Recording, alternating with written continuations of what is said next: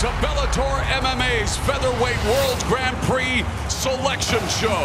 Here we go, AJ McKee. Flawless victory, December, let's get it. Whoever won it, winner, chicken dinner. I'm ready to cook them up in a pot. AJ, you make sure you bring that skillet, boy, because I'm about to scramble your eggs. We had in mind to go with February. I'll be fighting Daniel Weichel. He knows he didn't beat me, that's why. Where would you like? Fight in January. January. Hey, Patricio, come and get some. Who wants to fight me? I think everybody wants to fight him. You are a loser. Pedro Cavallo. All right. The bracket is locked, loaded, and ready to launch. Here we go! That is deep right now. It's over. It is all over! Darian Caldwell advances! Work for the bottom. Oh, the tap out!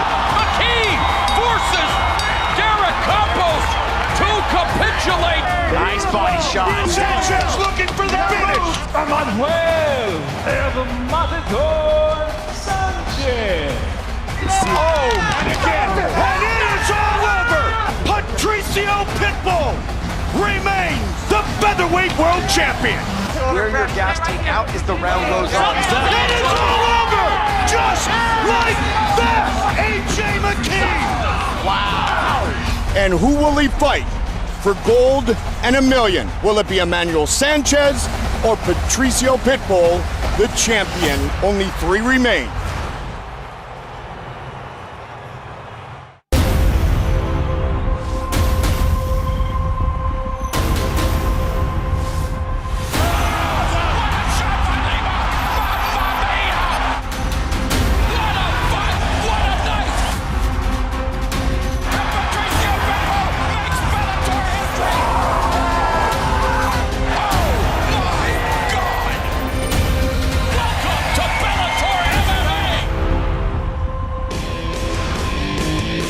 Mohegan Sun Arena, a beautiful spring night, but metaphorically speaking, April showers are going to bring a deluge of Bellator MMA bouts as we shower you with 3 consecutive weeks of world-class action to begin our 2021 campaign of pain. Coming up at 9 Eastern, 6 Pacific, Bellator 255's main card culminates with Patricio Pitbull defending the 145-pound championship in a title rematch with Emmanuel Sanchez in the second semifinal match of the $1 million World Grand Prix. What a 16-man tournament it's been, and what an offering we have for you later tonight. Naaman Gracie takes on Jason Jackson. The winner could face welterweight champion Douglas Lima. Tyrell Fortune and Jack May run it back in the heavyweight division. The much-anticipated Bellator MMA debut of Usman Nurmagomedov. Yeah, the Dagestan Dynamos are coming to America. He will square off with the gritty Mike Hamill in lightweight action. And what a way to kick off Bellator 255's main card, a pivotal matchup at flyweight. Former title challenger Alejandra Lara squares off with Judoka Kana Watanabe, who is undefeated in 10 professional bouts. But we are kicking off the prelims for Bellator 255 in the middleweight division. Jordan Newman against Branko Busick.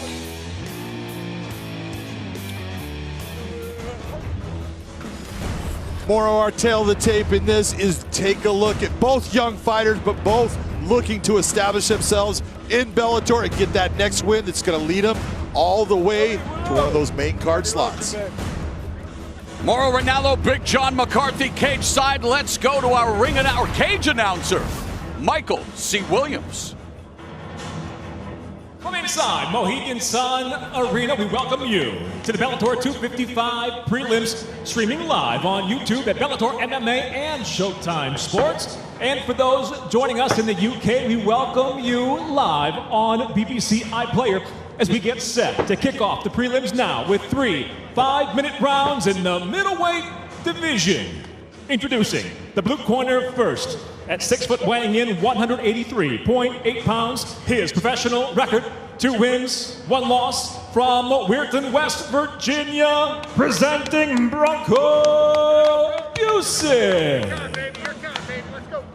And across the cage, his adversary, fighting out of the red corner, at 6 foot, weighing in 185.1 pounds as a professional. 2 wins, no defeats, fighting out of Milwaukee, Wisconsin, Jordan, not human, Newman. In charge of the action, your referee, John English.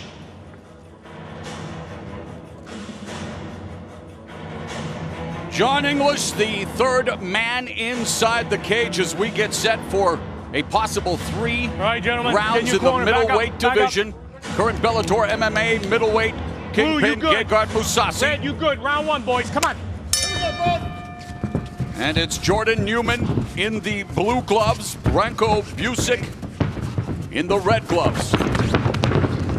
Make that Branko Busick in the blue gloves and Jordan Newman in the red gloves. It's been a while since I've called mixed martial arts, Big John. It's all good. Glad to be back with you, my friend, as we've got Branko Busick, whose father, a professional wrestler, the late Big Bully Busick.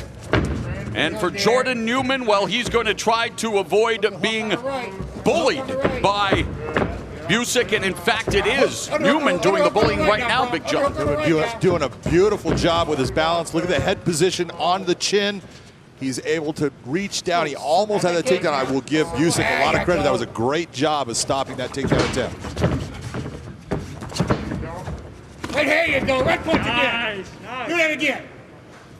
Both of Newman's professional bouts have taken place inside the Bellator MMA cage, undefeated at 2-0 with 1 knockout. Busick is 2-1 with 1 no contest. Do that hand. Do that hand.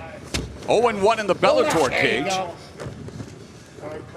In fact, Busick's last fight ended via no contest due to a foul, and there was a knee just at the belt line, John. That was a nicely placed knee, though. Very fast impact of Busick. Busick able to do a lot of work.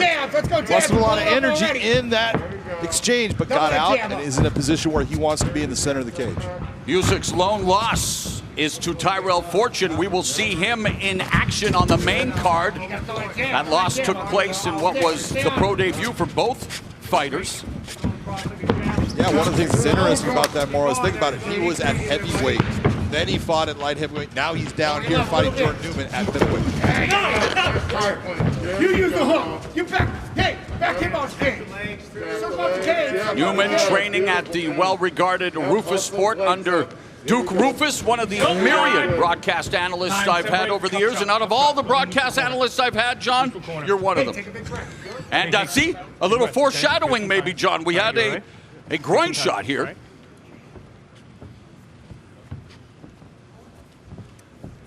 Listen, accidental. All right, it was right on the cup. You got to watch your weapons. Be in control of them all times, okay? Okay. All right, stay right here. As you're watching this, you can see the knee coming up. What Newman's trying to do is he's using his head to press Busick in there and keep that body bent down to bring that knee up into that sternum area. Good. Let's go, guys. Continue. Don't want to say karma, but Busick involved in a fight that ended via no contest due to a similar strike. Don't want to see that again. No way. We are coming up on the midpoint of the opening round. Southpaw stance for Newman. Leads with the jab and navigates his way in, able to momentarily blind Busick enough to try to cinch in that body lock. Very nice dig to the body by Busick. Nice return with the knee by Newman. One of the things that, all of this work, although it's taking a lot of energy, it at least is making Busick know I can keep myself on my feet, and it's making Jordan Newman work past that level where he's comfortable. Yeah, I like that. I like that. Newman just misses with a slashing right elbow strike on the exit. Busick pawing. Let him go. Little jab, little jab, little jab.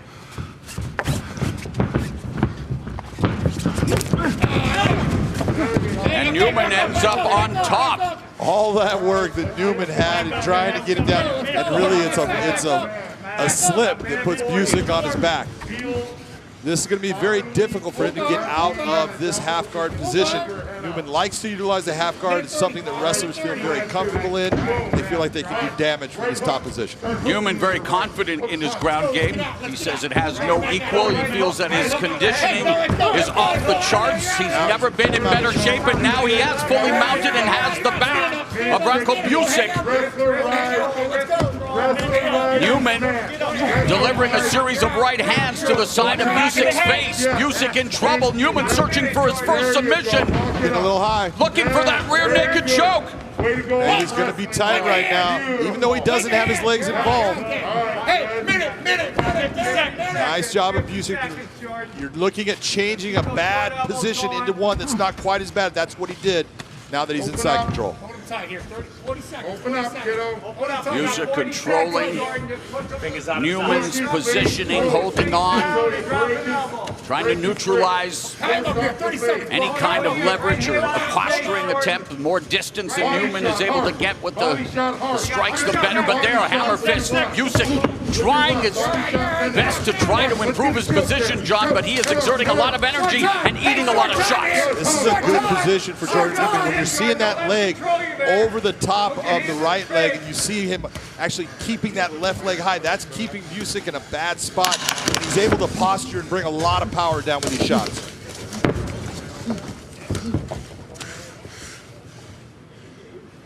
Strong opening round for Jordan Newman, looking to improve to 3-0 as he bloodied and battered Branko Busick in that first 5 minutes. Taking it sooner? This was the situation here that ended up going into, you see the mount position being taken by Jordan Newman. He slides that leg around right away. Busick decides to turn to try to get out. He gives his back. Newman gets that arm across. He doesn't get it real deep. He would like to have had it a little bit deeper, but he grabs hold of it. Now the problem is, Morrow, he doesn't have his legs engaged in this, and that in the end is why Busick was able to survive the position and slide himself out. But then when he got to this, and you see that leg up, he is stuck, and those are some heavy, big, powerful shots being landed by Jordan Newman. Seconds out.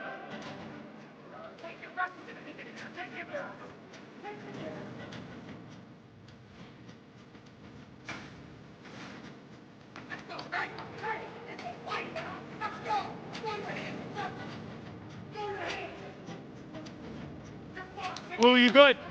Red, round 2, boys. Come on. Well, and round number 2, Jordan Newman, who was a 2-time Division III national champion, went to the University of Wisconsin-Whitewater, was able to do damage on the ground in that opening round. And again, looks for the shot, defended by Busick, but finally earns the takedown along the fence, John. That was a nice change of levels by Jordan Newman to get into him, and then you saw he drove forward and then grabbed the leg to be able to make that double leg take effect.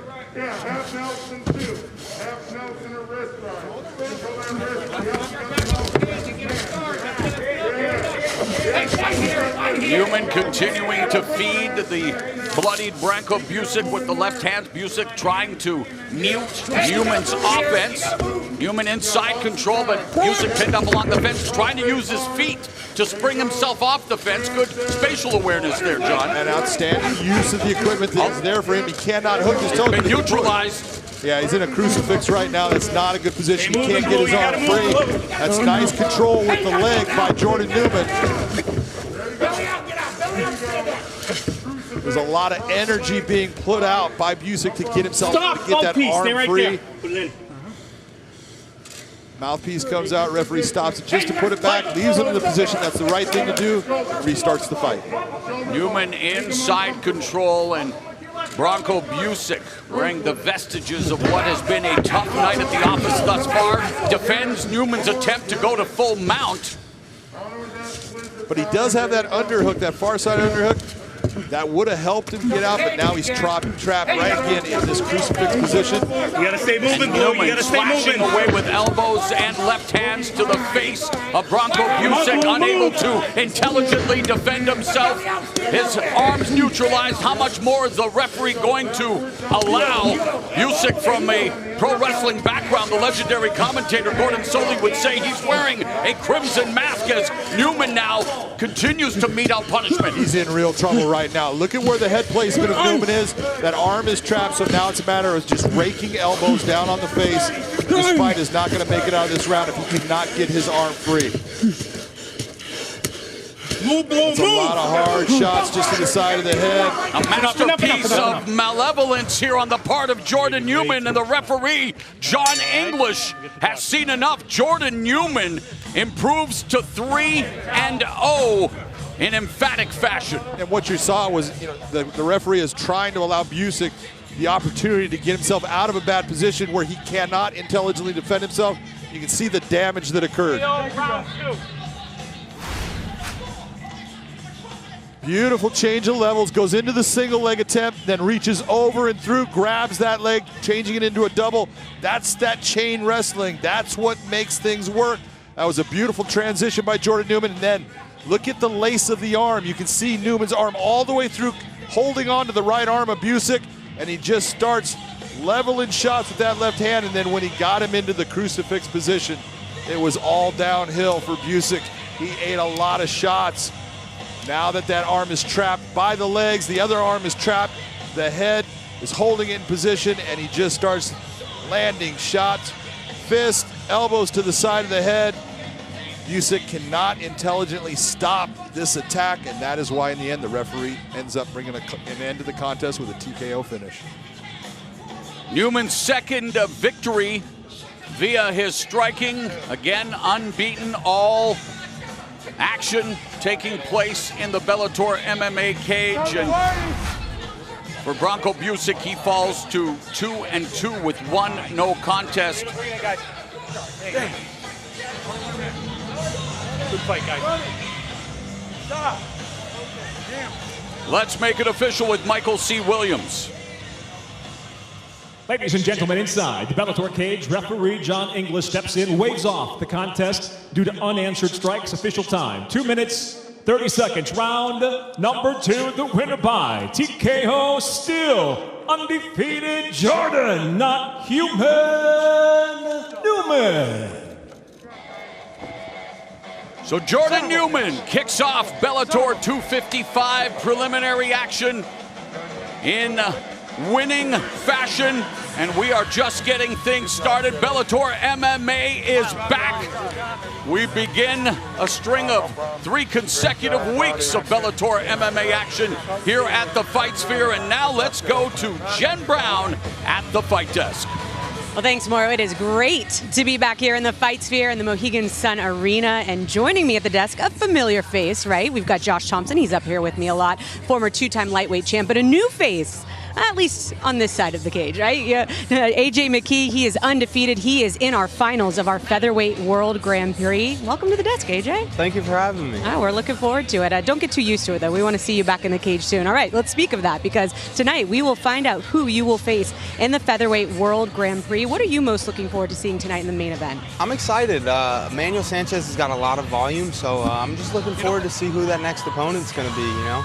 I bet you got all eyes on that one. All right, well, let's take a look real quick, Josh, at how we got here tonight. We started with 16 of the best featherweights in the world. We are now down to 3. We see AJ McKee there. He is in the finals. We've got Emmanuel Sanchez. He will be taking on Patricio Pitbull, our pound-for-pound best fighter. It is the semifinal round. We are going to close it out tonight. So, Josh, tonight, if it's anything like their first fight, it is a rematch. We are in for a treat tonight.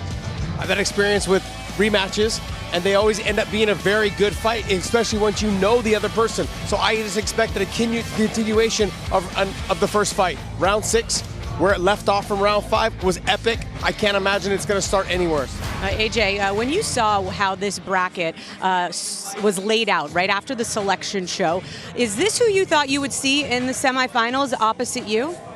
Definitely. It was either Emmanuel Sanchez or Patricio Pitbull. You know, those are the two that I've had my eyes set on for a while, and that's the money fight. You know, this is where we're at now. All right, well, Josh, we talked about this being a rematch. Both fighters have improved. They've evolved since their last fight in 2018. What are we going to see different from them tonight? I think you're seeing more of a pace from Emmanuel Sanchez. Like, I can't believe I'm saying that, because he's already got a pace that just is unmatched pretty much in all of Bellator history. He just comes down, walks forward. He does a phenomenal job of putting the pace on you, but sometimes he leaves himself open, as he did in the first fight, which makes it easier for Patricio to land those hard, clean shots that he did like in the first fight. That's what ultimately won him the first fight in the 5th round. He was able to rock Emmanuel Sanchez by him trying to put too much of a pace in the 5th round. So both fighters have matured, though, in those areas, and I'm excited to see how this fight continues for round 6. We just talked about Emmanuel Sanchez. We talked about Patricio and the improvements he's made, especially in his fight IQ, the things that he's done with his team there. Everybody there is improving. What do you think we'll see maybe different from him inside the cage tonight, AJ? I feel like Pitbull, he's kind of leveled his game up a little bit. He's a lot more calmer when he steps into the cage. He's not so eager to get it and bring the fight as much. And him being a power puncher, that's something hard to deal with. That's dangerous for sure. He's an equalizer. He has the equalizer in that right hand, and that left hook, as Pedro Cavallo found out in the last fight. What he really does, though, best is he lets the fight now develop in front of him. He doesn't go chasing after it. You hit him, he used to rush after you and leave himself open to get hit back up. Right now, he's a matured fighter. That's why he's the pound-for-pound best fighter in Bellator history. That's right. Well, it's going to be an exciting one we cannot wait. That's our main event. It's coming up at 9 Eastern, 6 Pacific, only on Showtime. Maura, let's head back down for more action. All right, Jen, thank you very much. And yeah, we are set for action this time in the welterweight division. Undefeated Roman Faraldo with, well, 4-0 record, all 4 wins via knockout. He takes on Trevor Gudde. And Trevor Gudde, at 6'7", John, may be the tallest welterweight I've ever seen as we go to the tail of the tape. Go to that tail of the tape, and that's exactly what we're going to talk about. I got a guy that is a 6'1", which is a tall welterweight. That's a good frame. Against 6'7", that means Gudde has a reach advantage, a height advantage. Will that make a difference in this fight, though? Here's Michael C. Williams. Tonight here at Bellator 255, the prelims now move to the welterweight division, set for 3 5-minute rounds. Introducing first, the blue corner at 6'7". He weighed in 171.1 pounds. His professional record, 2 wins, 1 loss. By way of Centerview, Missouri, he fights out of Boston, Massachusetts, presenting Trevor the Scarecrow Gudde. And across the cage, his adversary, fighting out of the red corner at 6'1", weighing in 170 pounds even as a professional. He's undefeated at 4-0, fighting out of Pompano Beach. He hails from and is known as the fighting pride of Key West, Florida. Introducing Roman Faraldo. And the referee in charge once again, John English.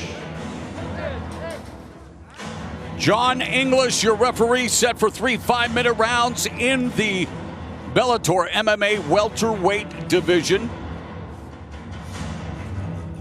Blue, you good. Red, you good. Round 1, boys. Let's go. And Roman Faraldo in the red gloves took the, well, page out of his mentor George Masvidal's playbook, finishing Pat Casey with a flying knee in his Bellator debut at Bellator 252. Well, guess what? The same night, Trevor Gudde made his Bellator debut. He just had his bell rung there by Faraldo, but Gudde scored one of the biggest upsets of the year as he scored a flying knee KO over Royce Gracie's son, Conry Gracie, but it's all Faraldo here in the early going. I'll tell you what, Gudde has absorbed 3 huge shots from Faraldo at this point. Faraldo is lighting him up like he's a Roman candle. And Gudde standing straight up, right in his head, not off the center line, now clinching, but still getting tagged by Faraldo. Faraldo with the separation and the 1-2, and there he drops Trevor Gudde. hammer fist by Faraldo. Faraldo. Smart move by Faraldo. Back off, make him get back up. He is still hurt. He has landed big shots. There's no way that Gudde is able to right now know exactly everything that's going on. That's going to take. Wow, some scintillating striking from Roman Faraldo. Referee still allowing Trevor Gudde to stay in the fight, and Faraldo says you're going to let him keep fighting. I'll let him stand up one more time. Smart. This is what shows a fight IQ. Someone like Faraldo saying there's no reason for you to go to the ground. Third time, and that is it. The third time's the harm for Trevor Gudde as Roman Faraldo improves to 5-0 with 5 KOs. Hello, welterweights.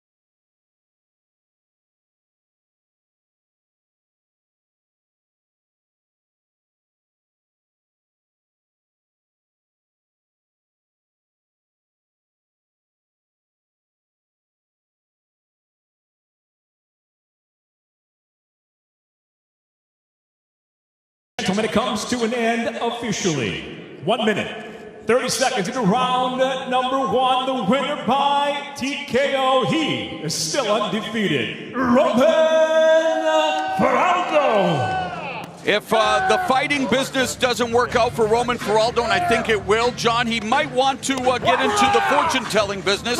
He predicted a first-round knockout via strategic brutality. Strategic, I don't know. It was just beautiful violence and a great stand-up performance by Roman Faraldo. All right, we're just getting things started. Bellator MMA is back, baby. The toughest division in MMA goes to battle in the best tournament yet. As two-division champ Ryan Darth Bader.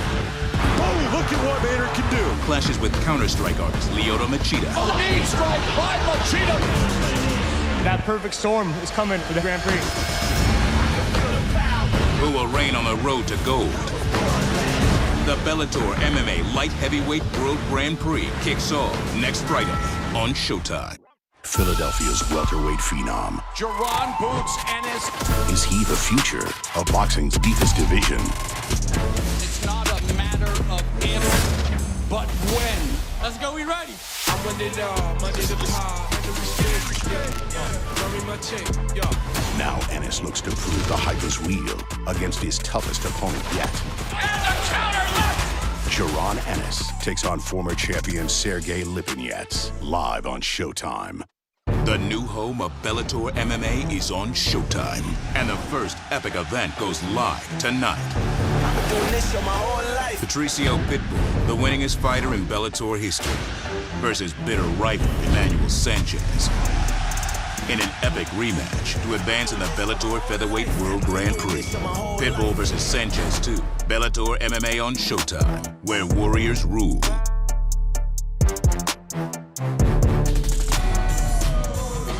Once again, we are back at the Mohegan Sun Arena, our home for the next 3 weeks. Lots of exciting fights coming up. And if you want to feel like you were part of the fight action, head over to BellatorShop.com, where you can gear up in the same apparel of our very own fighters, looking Pretty awesome wearing some of that fight gear. All right, tonight is the conclusion of the right side of the bracket of Bellator's Featherweight World Grand Prix. Emmanuel Sanchez will face Patricio Pitbull in a highly anticipated rematch, and the winner will face this guy sitting over here to my left. We've got AJ McKenna. AJ, the rankings, just came out. Patricio Pitbull has been named the best pound-for-pound fighter. What do you think about what you have seen from him so far in the tournament? Man, he's a great striker, you know. Throughout the tournament, he's become a lot more calm, collect, and he's not really bringing the fight now, you know. He's letting the fight come to him. So I feel that's just his maturity and growing as a fighter, you know. He knows he has the knockout power, so there's no need to rush in there and bring the fight. Let the fight come to him. Josh, I know you said that that's the thing you've noticed most about him. How does that happen? How do you get to that point where you can say, I'm comfortable, I'm sitting in there, and I'm calm, cool, and collected, I'm going to control the center of the cage, I'm going to let them come to me? It's not an easier thing to do, correct? No, it's not, especially with him and his brother both. They both had the problem of trying to take the fight to other people. Now he started letting it develop in front of him. I think a lot of that has to do with the fact that he's developed a really good friendship and a relationship with Henry Cejudo, who brings in a top-level form of wrestling for him to help with. And they've been major training partners for a lot of their camps since Henry Cejudo had lost. And Henry came out and said that he had talked about how he's mimicking Patricio's style because it had helped him style. He became the champ after that. Now Patricio's become the champ after that. Something is going right in that camp. And so I think a lot of it has to do with the calmness and collectiveness of the fact that he understands his wrestling, and he also understands his ability to knock people out with the equalizer. The right hand and the left hand, as we saw in his last fight. Yeah, it's a maturity, it's a confidence, it's an improved fight IQ.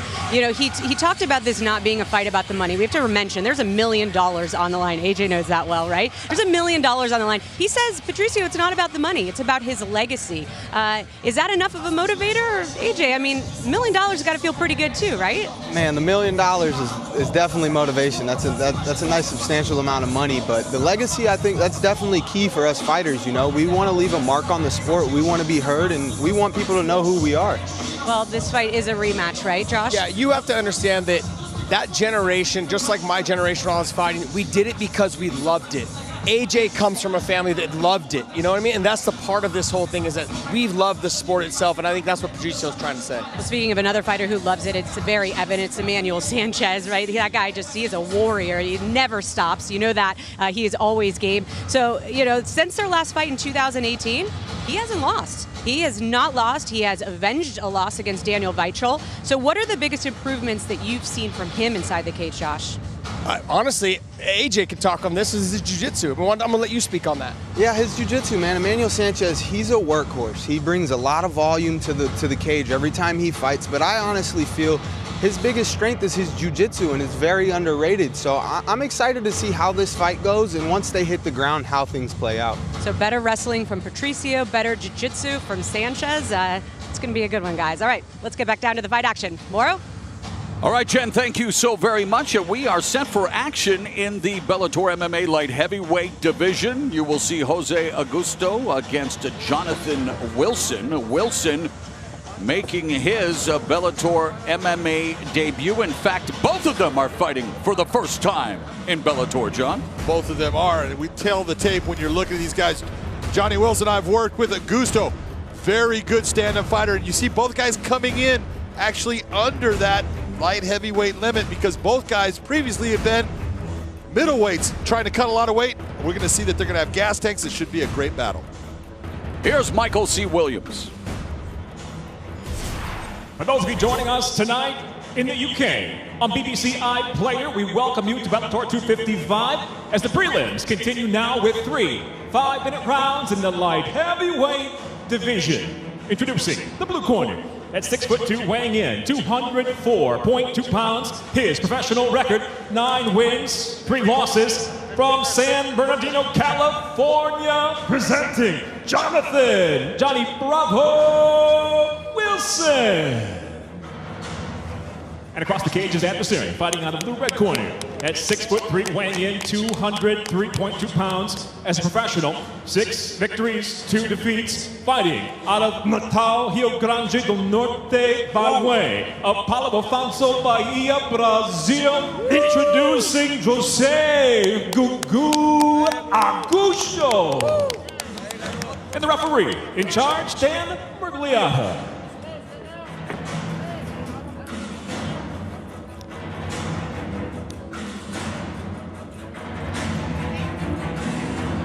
Referee is Dan Murtazaliev, set for 3 rounds in the 205-pound weight class. Bell and round number 1, Jose Augusto in the red gloves. The southpaw, Jonathan Wilson, in the blue gloves. And as a professional fighter, John, you stay ready so you don't have to get ready. Wilson taking this fight on 6 days' notice. Yeah, taking it on 6 days' notice, but he is a very good athlete. He's a good technical fighter. He has got a lot of speed, and this being at light heavyweight more, I think is a great thing for him because he's not cutting down all that weight. And any time that he had problems in the past is because he started to gas, and I always thought it was because of the weight cut. We're going to see what happens here tonight. Wilson on a 2-fight win streak after 4 appearances in the UFC. Meanwhile, Augusto said, oh, and there's the high head kick by Augusto that connects. Since he moved to the Team Pitbull brothers, he is 4-0, even getting his first submission win and Anaconda choke victory. He has improved so much. His stand-up has gotten so good. He's technically proficient. He's smooth. He's confident. And now he's getting the full game where he's able to deal with guys trying to take him to the ground. The only thing at times when he starts to get a little wild, his chin starts to come up. He needs to be careful with Johnny Wilson being the guy that has power to keep that chin down. Augusto turned 29 last Sunday, so in the middle of his prime years against the 33-year-old Wilson, and very much a feeling out process, trying to collect that data in the center of the cage for Wilson. Again, taking the fight on short notice, tries to deliver a body shot to Augusto as they clinch. Augusto recovering from COVID. He feels that his striking is his greatest strength, and looking to, well, avoid the takedown here by Wilson, running the pipe. Wilson needs to get that head on the other side. That would have helped him keep that takedown. He wasn't able to. It was on the other side, but still in a position with his hands, he can still make this takedown work. Tenacious Wilson securing the takedown on Augusto into the half butterfly, now into the open guard of Augusto. For Wilson, 9-3. One of his victories have come via submission, that being an arm bar victory. Nice omoplata attempt by Augusto. Augusto, a BJJ purple belt, maneuvering here, looking for that omoplata. Well, he's got the omoplata in place, and he's also right now holding on. Normally we'll tell you to wrap your arm around the waistline of your opponent, but you see that he's holding Johnny Wilson's arm with his left hand. That's keeping it in place along with the pressure that he has on the shoulder. What do you tell Jonathan Wilson if you're in his court? Jonathan Wilson right now wants to start to bring that weight, exactly stepping over the head of Augusto. That's going to take the pressure off of the shoulder. On cue. That's why he got out. 2 minutes remaining here in the opening round of this light heavyweight matchup. You're watching Bellator 255 prelims as Augusto fishing for another submission. Scramble, and now it's Wilson with his back to the fence. And that's the real difference that you're seeing out of Augusto now. Before, when he was on the ground, there wasn't anything there. Right now, you saw Johnny Wilson having that arm in a position. Augusto's looking for an arm triangle choke right now. And the fence may be hindering that. The fence is keeping that from going to happen. The fence sometimes is your friend, sometimes it's your enemy, and in that position right there, it wasn't going to work. Deja vu all over again. We saw this in an earlier matchup, a crucifix position, this time by Augusto, neutralizing Wilson. Wilson eats a couple of elbows. What a difference working out at the Pitbull Brothers gym in Natal, Brazil has made for Augusto. His ground game. Look at what he's doing now, because we know Johnny Wilson's a brown belt in Brazilian Jiu-Jitsu. He knows what he's doing on the ground. And right now, he's being dominated by Augusto. Under a minute remaining in the opening round. All 6 of Augusto's wins have come inside the distance. He's looking for a 6th KO victory here with 45 seconds left in the first frame. It's a lot of time that's left to take those kind of shots. Johnny needs to put his feet, use that cage, walk his feet to change position, get his arm free, which he did. As a kid, you're used to getting birthday bumps. Well, it's Augusto, who celebrated his birthday on Sunday, who's giving Wilson all the bumps. Under 30 seconds left here in the opening round. Again, going after the arm triangle. He's set up in that position. He wants to come off to the other side. Beautiful positioning now that he just got his air. Now when he gets his whole body here, he can put a lot of pressure down. Looking for a second submission in his last 3 fights. Johnny Wilson. And there's the tap. And Augusto picks up another finish. This time via submission, his second victory via tap out. Many times we're going to tell a guy, we call it answering the phone, putting our hand to the head, trying to keep a space there. And you saw Johnny Wilson trying to use his lat to kind of create space. He wasn't able to do that. You saw Augusto bringing his legs over onto the side. That increases the pressure on the angle of that choke. That was a great submission victory for Augusto. With just 2 seconds left in the round, Jose Augusto improves to 5-0 with 5 finishes as a member of Team Pitbull Brothers. And does it not make a difference who you are training with and the way you're going to fight? Look at what he does here. He creates this reversal. That was a beautiful job. And then you see that Johnny Wilson tries to do the same thing. No, head position, if you have 3 points of contact, you have balance, takes and locks the arm down, does damage from the top position in this crucifix position. Everything that Jose Augusto did was just a beautiful, scientific, and just mentally strong way of dismantling your opponent. Then getting into this arm triangle or a headed arm choke. A lot of people are going to say it different ways, but this is tight, and you see him using that leg to create that distance, keeping that angle. There's a lot of pressure on that choke. Beautiful submission victory. No matter how you say it, it's painful, and it leads to the first submission loss for Jonathan Wilson in his 13-fight professional career. But Jose Augusto, representing the light heavyweight division, and of course we kick things off with the light heavyweight Grand Prix beginning next week. Yes, we do. And one of the things that happened with this victory for Jose Augusto, his wife and babies now get to move with him where he is training in the top. Awesome. Let's go to Michael C. Williams. Ladies and gentlemen, the tap comes by way of a head and arm choke. 4 minutes, 58 seconds into round number 1. The winner by submission, Jose Augusto. So Jose Augusto wraps up his own 29th birthday present in the form of that arm triangle choke. He improves to 7-2. There's Pitbull, of course, Patricio Pitbull getting ready to defend the featherweight championship in the main event of Bellator 255 in a rematch against Emmanuel Sanchez. That's coming up later tonight in the semifinals of the featherweight Grand Prix. And with more, let's go back to Jen Brown.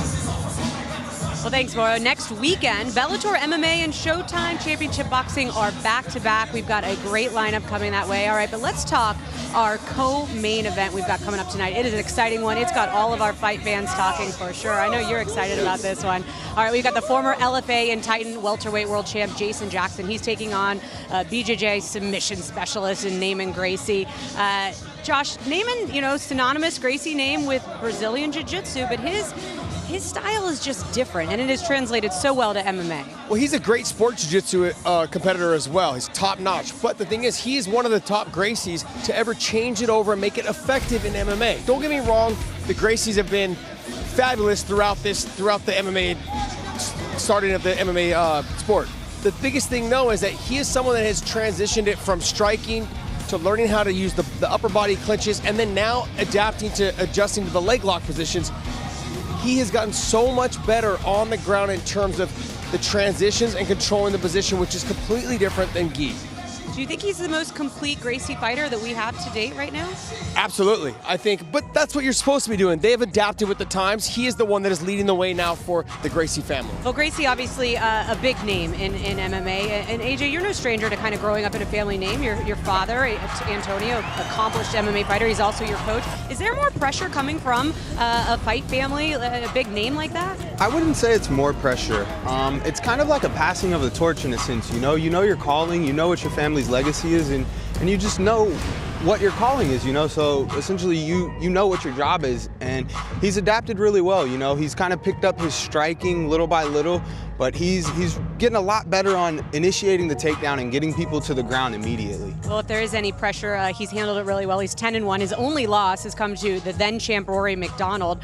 Yeah, he's doing pretty well. Okay, so let's talk about his opponent tonight, Jason Jackson, because the consensus is that if it's on the ground, Gracie's got the advantage, right? If Jason Jackson needs to keep this fight standing up. So how does he do that, Josh? This is like a throwback style fight. I think AJ would agree, is that this is the beginning part of the sport. It was stand-up guy versus wrestler, or it was sumo guy versus stand-up guy. But this is a little bit of a throwback. But the thing is that both of them are so much better and they're so well-rounded. Jason Jackson needs to just keep it basic. Keep it simple. Stick the jab in Gracie's face. Make sure that he keeps that distance in that range, stays out of the clinch.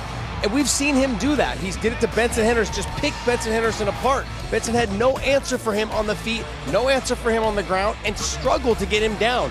Countless times he tried to get him down. Benson Henderson is a true warrior testament of all the times of trying to get people down. He couldn't get him there. Jason Jackson ran away with that fight, and all he did was fight with basics. Stick and move, push kick, jab in the face, and that's exactly what he's got to do tonight. Well, you're no stranger to fighting Benson Henderson. It is not easy to look good against Benson Henderson, and he dominated him, as you just said. All right, well, we're going to take a closer look at Neiman Gracie.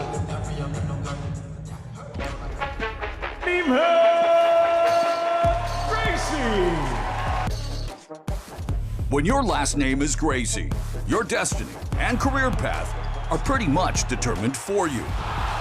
Just like that! And the finish goes to Gracie. My uncles are fighters, my father is a fighter, even my little cousins, everybody in my family is a fighter, so I have no choice, man. I try to be a soccer player, but I'm so bad at soccer that it didn't work out, you know? But carrying the esteemed name of the first family of Brazilian Jiu-Jitsu on your shoulders is a burden that does not weigh down Neiman Gracie. I never felt pressure because I was a little kid competing in Jiu-Jitsu. I got to learn how to deal with that pressure. So I taught myself how not to feel it and how not to let it be a trouble for me. The Gracie's already proved what we came here to prove. With Jiu-Jitsu is the best martial art against martial art. Now the only thing to prove is that I am the best fighter in the world. Now that is tight. He's going to go out. Forced to tap out, and the Gracie train keeps rolling. My game plan is always Gracie Jiu-Jitsu. My fighting style is like a lion taking down his prey and choking him and finishing up, you know? Whoever is there in front of me, better be ready. The next man in front of Gracie, a fighter who's known as the ass-kicking machine. Jason Jackson, an up-and-coming welterweight who would like nothing more than to knock off MMA royalty and put himself on the title track. But Gracie's near-perfect record of finishes has him supremely confident. I won my belt! All my wins, but one, it's all by submission. And that's what I'm looking for, is to showcase Jiu-Jitsu. I think I'm doing that pretty well. That being said, my main goal is to be a world champion and have that belt around my waist. And I think I'm gonna get it pretty soon.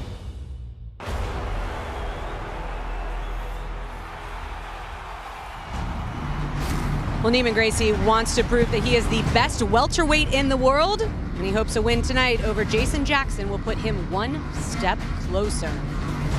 All right, next weekend, Bellator MMA and Showtime Championship Boxing are back-to-back. Now, Friday night, the light heavyweight World Grand Prix kicks off with Bellator heavyweight champ Ryan Bader, who goes head-to-head with Brazilian karate master Lyoto Machida. It is a long anticipated and awaited rematch between two of the best in the world. That's next Friday, 9 Eastern, 6 Pacific, and Saturday, it's Showtime Championship Boxing. Undefeated welterweight Jaron Ennis puts his pristine record on the line versus former super lightweight champion Sergey Lipinets. We've got can't-miss combat sport action next Friday and Saturday at 9 Eastern, 6 Pacific, only on Showtime. All right, let's get back to the fight action tomorrow. All right, Jen, thank you very much. And we are set for a matchup at a contract weight of 160 pounds. Mixed martial arts veteran Roger Huerta set to do battle against the undefeated Chris Gonzalez.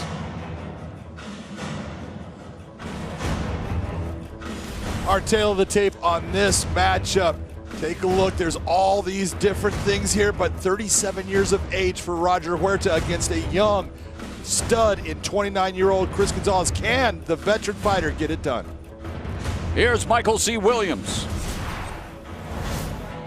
Bellator MMA tonight, inside Mohegan Sun Arena, moves now here at the prelims to 160 pounds, set for 3 5-minute rounds. Introducing the blue corner at 5'11", weighing in 159.2 pounds.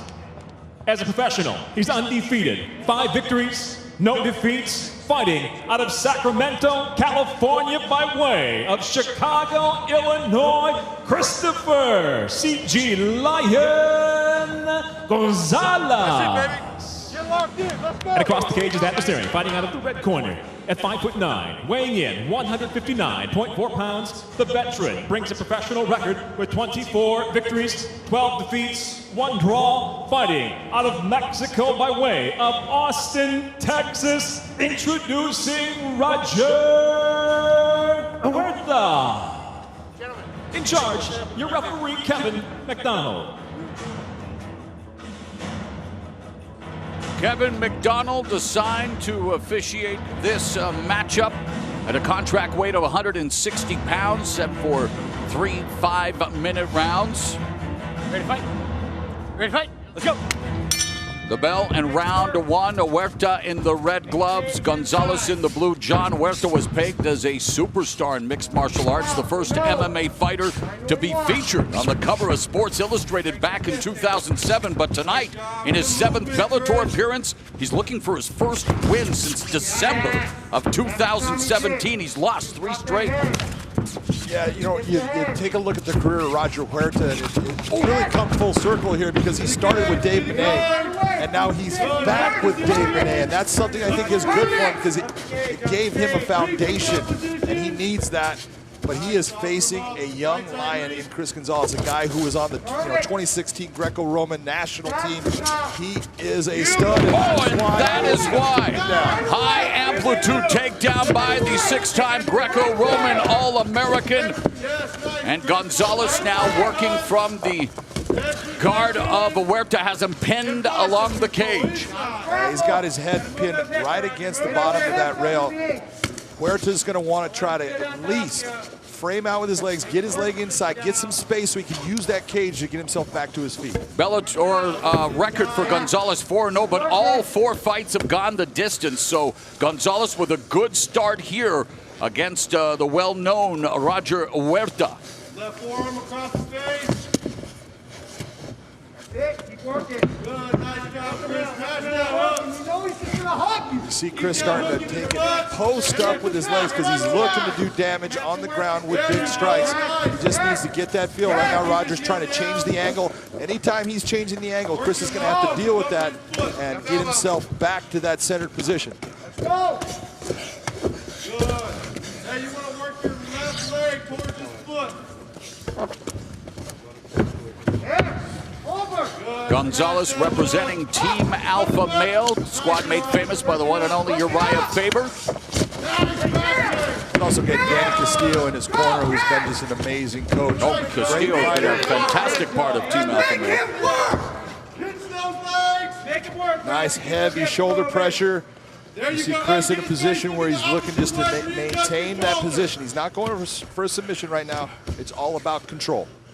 Coming up on the midway point of the opening round, Left, get him looking left, turn that shoulder. wrestler Gonzalez taking down Huerta. Huerta trying to get back up to his feet now from north-south. It's Gonzalez controlling the head of Huerta. Huerta did a good job of getting the far side underhook, which allowed him to get to his knees. Now he needs to get back to his feet before Chris is able to come around his back.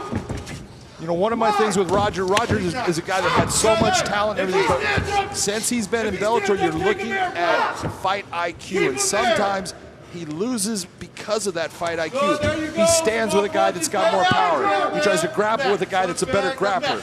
You've got to pick out where your opponent's weakness is, and that's where you want to go towards. Gonzalez using his grappling to control Huerta here in the opening round. Immediately swivels to the back, gets one hook in, gets another hook in. Nice job, readjust. That was a beautiful maneuver by Chris Gonzalez to get the back, got both hooks in. Now he's in what we call almost a seatbelt position. What he's trying to do is stretch Roger out, get those legs up in the air. And it's Gonzalez looking to become just the second fighter to submit a Roger Huerta. Huerta in his 39th fight as a professional. Struggling here, has been flattened out, body triangle, and some ground and pound from the rear. Well, we got hooks in, but it's the hip pressure is taking that. You're seeing Chris Gonzalez utilize those hooks. Now he's going after the rear naked choke. Eventually a neck crank. And boy, those can be nasty. Naaman Gracie loves those nasty neck cranks. He's got a great face crank and neck crank. Look where the legs are. That's the problem. Roger's got to get his base back. That's what he's working towards right now. He's taking a lot of shots. Chris Gonzalez looking to add Roger Huerta's name to his record. 40 seconds left in the first round. I love that Chris Gonzalez is trying to maintain the top position. He's not just pulling Roger to his back where he is at now, but he's been trying to maintain that position and use that weight to break him down. Under 30 seconds left in the round. A round totally dominated by 29-year-old Chris Gonzalez. 5-0 as a professional, 4-0 here in the Bellator MMA cage. 15 seconds now remaining in the opening round. Roger's just continuing to move, trying to get himself back to that position where he can get back to his feet. It just hasn't happened for him so far.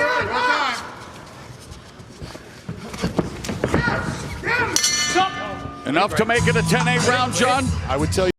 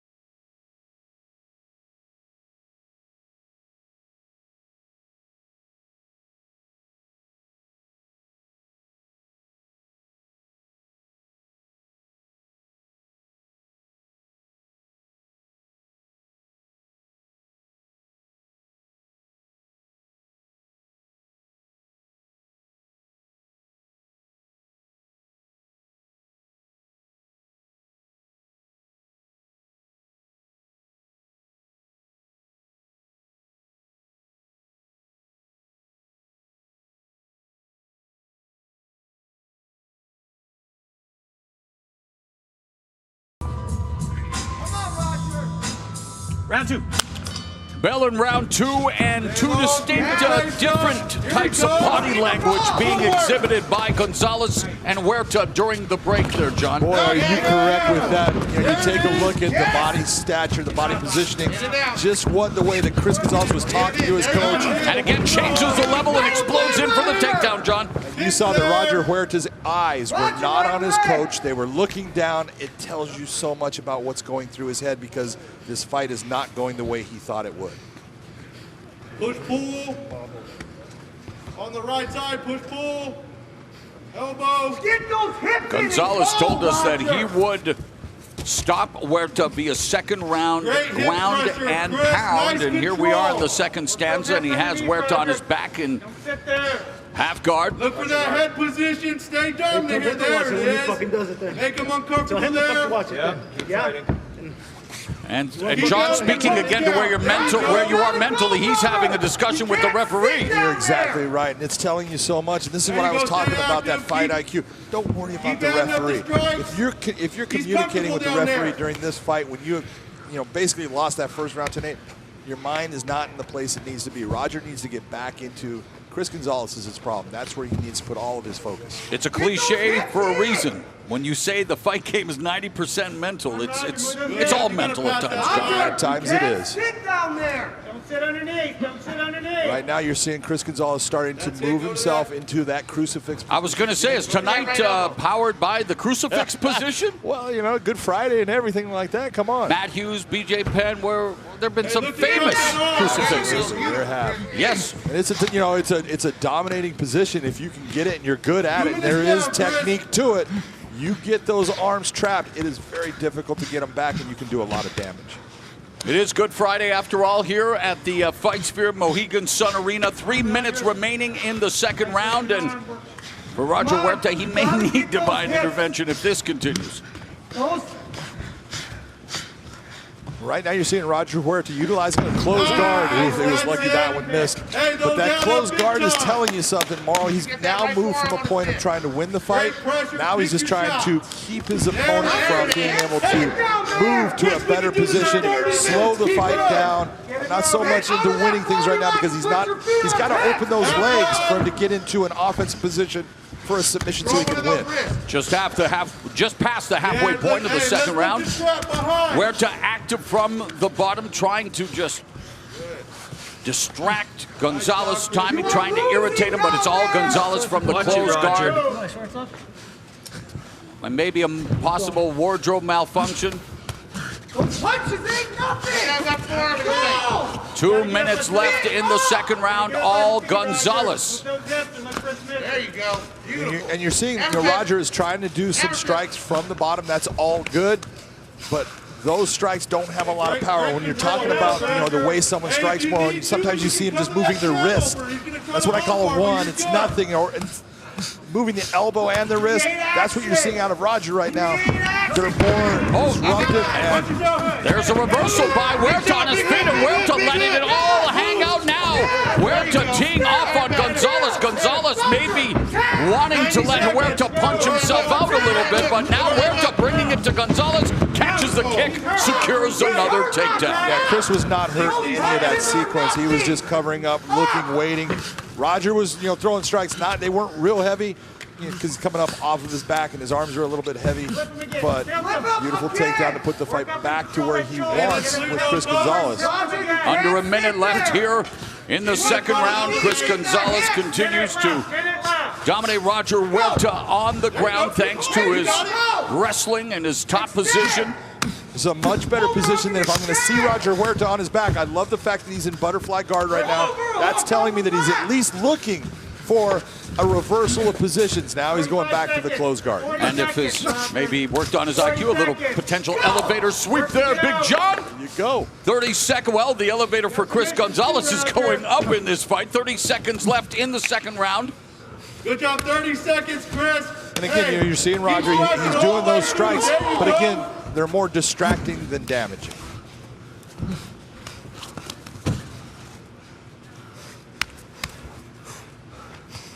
Final 10 seconds of the second round as Chris Gonzalez continues to wear down Roger Huerta, drops a big elbow as we go now to round number 3. It's all Chris Gonzalez.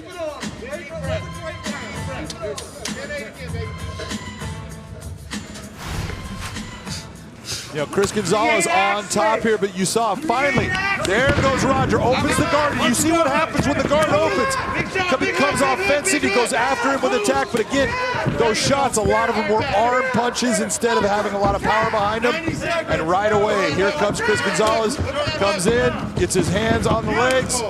Roger Huerta right back to the same position on his back. For that cross, he was hurt. Every time you hit him, he puts his head down. He's there for that knee then, or something else. Just don't jump in on him. Okay, he's gonna want to crash you. He wants to win this fight. He's gonna crash in on you. You keep your range, you sit your shoulder back, and you hit him with the cross. Great job, great job. I'm gonna say the same thing to him, all right? Just try to keep it clean through the end, okay? I got you, okay? Listen, all right? I'm gonna talk to him. I need you to follow the rules, okay? Stay there for me.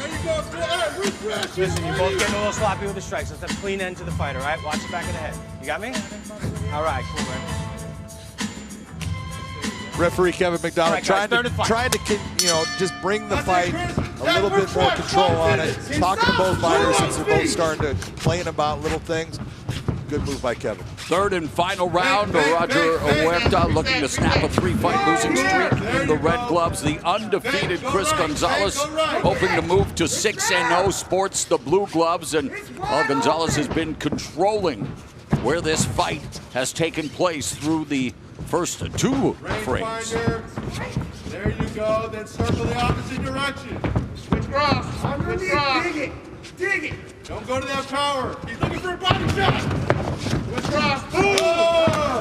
What I'd like to see out of Roger right now is maintain this position in the center of the ring, but Be smart in the way you're attacking. There's a sprawl by Huerta. Don't go after this big shot. Just go after touching him right now. Left, right. Just keep on touching him, and the big shot will be there. If you go for it, you try to find it, you swing hard. Oh, Superman punch attempt by Gonzalez from the orthodox stance. Goes back to southpaw. Lead left connects on Huerta. Huerta now from the southpaw stance. So Gonzalez switching back and forth. Stance's head kick blocked by Gonzalez. Another kick by Huerta, who was definitely amped his offense, although he got caught with that right cross. He got caught with that right cross, but he's got to be very careful when he's blocking that kick with one arm. You know, just blocking with one arm, you're still eating a lot of that kick. Well, an increase in the aggression definitely from Huerta, and justifiably so, John, here in the final frame, definitely down on the scorecards after 2 rounds. I like what I'm seeing out of Roger as far as, again, he's not trying to go after the home run. He's trying to touch him. Just keep touching him. That way you're not going to make that big over-exaggerated movement that's going to give him an opening to get you on your back. 2 minutes gone in the final frame. Push him back, Chris. Huerta back to southpaw and Sanchez. Come on, take him apart. Back and forth. There's that left hand that lands for Gonzalez. 2.5, Chris. Beautiful job. That's it. Straight cross. That's cross. Straight cross. He's walking into it. 2.5 minutes. Don't give him the takedown. Use that range. Set that cross out. 2.5 minutes left in the third, and Gonzalez again exploding for the takedown into side control. Exploding into the tackle, as we call it, with that one right there, Mauro. And again, that fence is there. Now it's going to cause Roger the ability only to move in one direction. He's giving his back. There's one hook in. He needs to be careful of not allowing that other. That hook is inside already with the foot. Nice job of wrist control by Chris Gonzalez, and again, now breaking him down, keeping him face down. That's it. Oh, the tap already. There we go. Chris Gonzalez improves to 6-0, 5-0 in the Bellator cage, forcing Roger Huerta to tap out.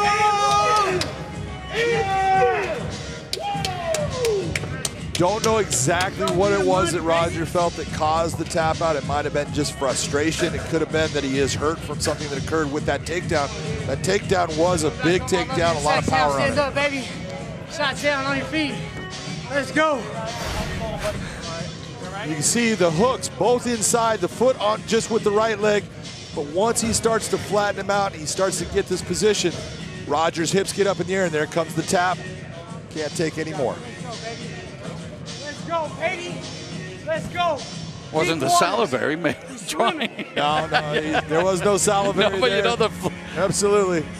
Salivary going to be the body triangle, putting a lot of pressure on the diaphragm. He just had hooks in, but there was a ton of pressure in the lower back with the hips, and being able to bring those legs up, it's telling you how much pressure is there. Shout out fellow Canadian Ivan Salivary. There you go. And shout out to Chris Gonzalez, who improves to 6-0. And he causes Roger Huerta to capitulate. And so Gonzalez now 5-0 under the Bellator MMA banner. And here was the 6-time Greco-Roman All-American, as John mentioned, a 2016 Greco-Roman World team member, and the high crotch, high amplitude lift, and he plants Roger Huerta to the mat. Dominant first round, and again, changing levels, explosive tackle takedown for Chris Gonzalez. Continued to take Roger Huerta down throughout the fight. Again, exploding, no takedown defense from Roger Huerta. And here comes the finish of the fight as Roger Huerta had enough. And Roger Huerta's losing streak now sits at 4, but Chris Gonzalez remains unbeaten.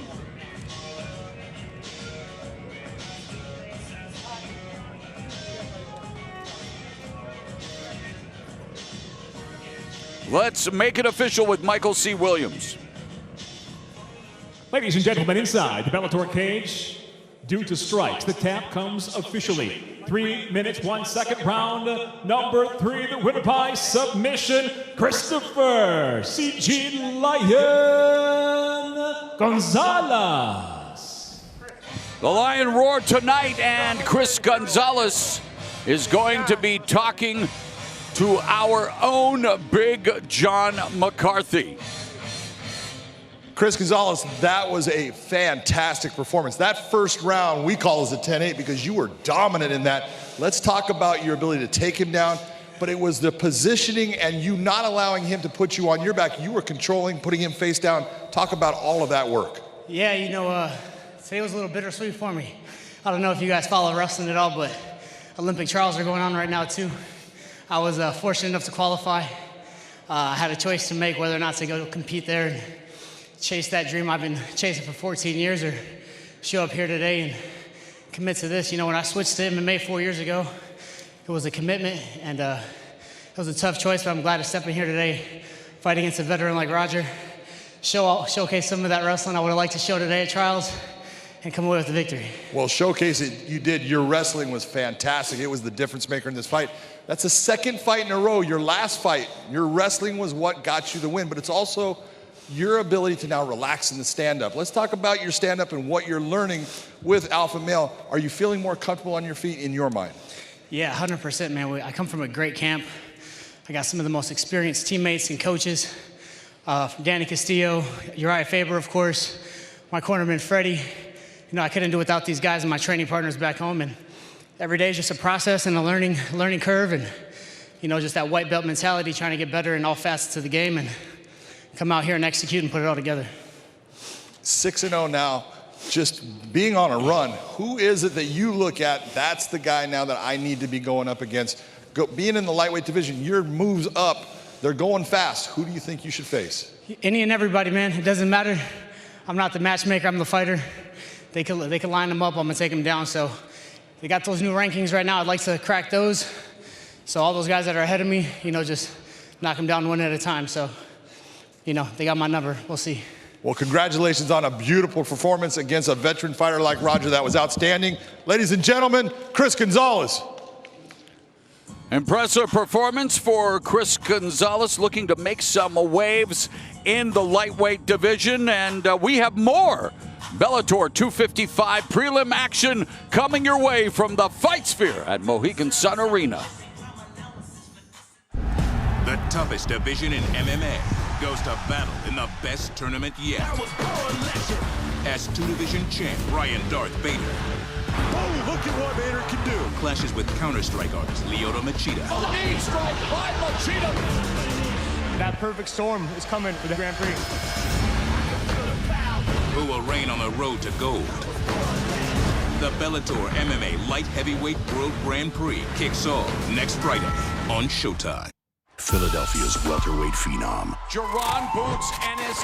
Is he the future of boxing's deepest division? It's not a matter of if, but when. Let's go, we ready. I'm winning it all, Monday to Now Ennis looks to prove the hype is real against his toughest opponent yet. And the counter left. Jerron Ennis takes on former champion Sergey Lipinets live on Showtime. The new home of Bellator MMA is on Showtime, and the first epic event goes live tonight. Patricio Pitbull, the winningest fighter in Bellator history, versus bitter rival Emmanuel Sanchez in an epic rematch to advance in the Bellator Featherweight World Grand Prix. Pitbull versus Sanchez 2, Bellator MMA on Showtime, where warriors rule.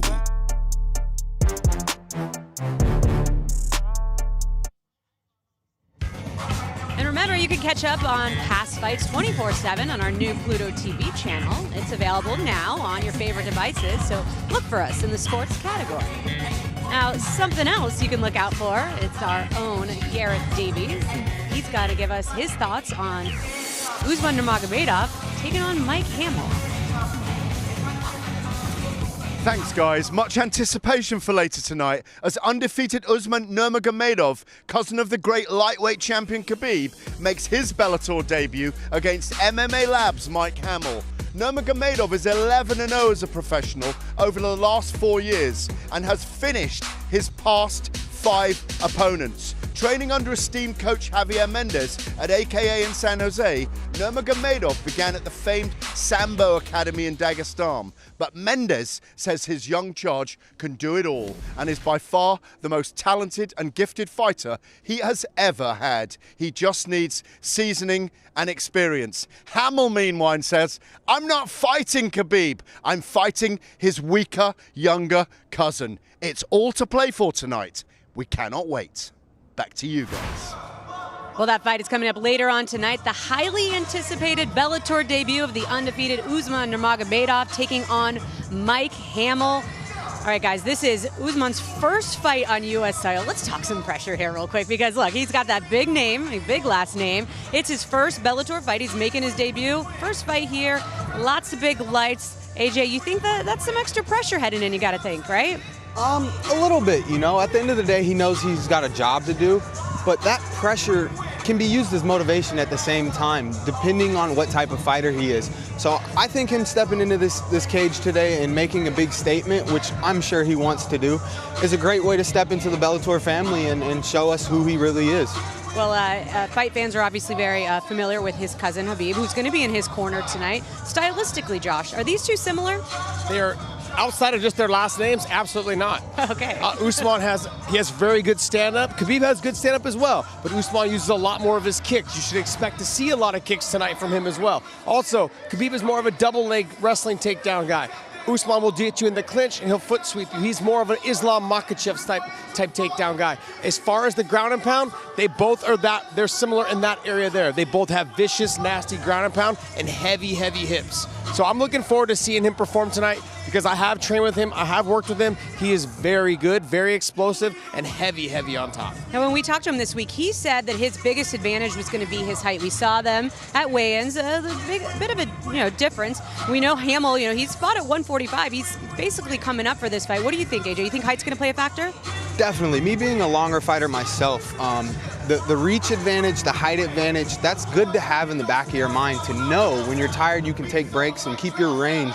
But this fight with Hamill's got to bring the fight. He knows what he's up against, but he's got to bring the fight. He was previously fighting at 145 pounds, and he's now moved up. So I'm expecting him to be faster, a little bit stronger, and to be able to bring that fight to him.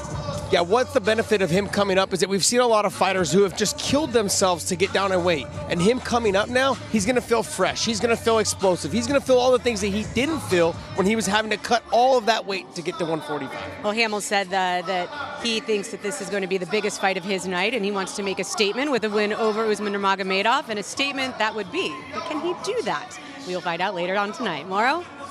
All right, Jen, thank you very much. We are set for more Bellator 255 prelim action in the middleweight division. Fabio Aguiar riding a 9-fight winning streak against Khalid Murtazaliev, who's won 3 in a row. And now, ready to make his way to the cage, Khalid Murtazaliev.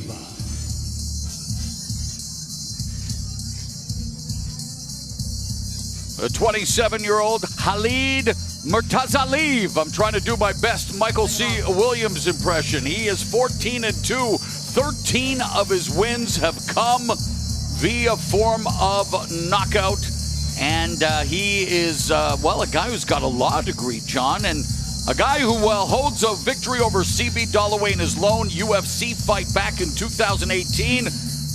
Murtazaliev has not fought since. No, Murtazaliev has not fought since, but it's not because he has been walking away from the fight game. He had visa issues, and there was a lot of things that went on with him. This guy can fight, Mauro. This guy is good everywhere. He's got outstanding wrestling. His stand-up is not real, flashy. It's basic, but he's got power. And when you've got power, you are dangerous no matter where you're at in the fight.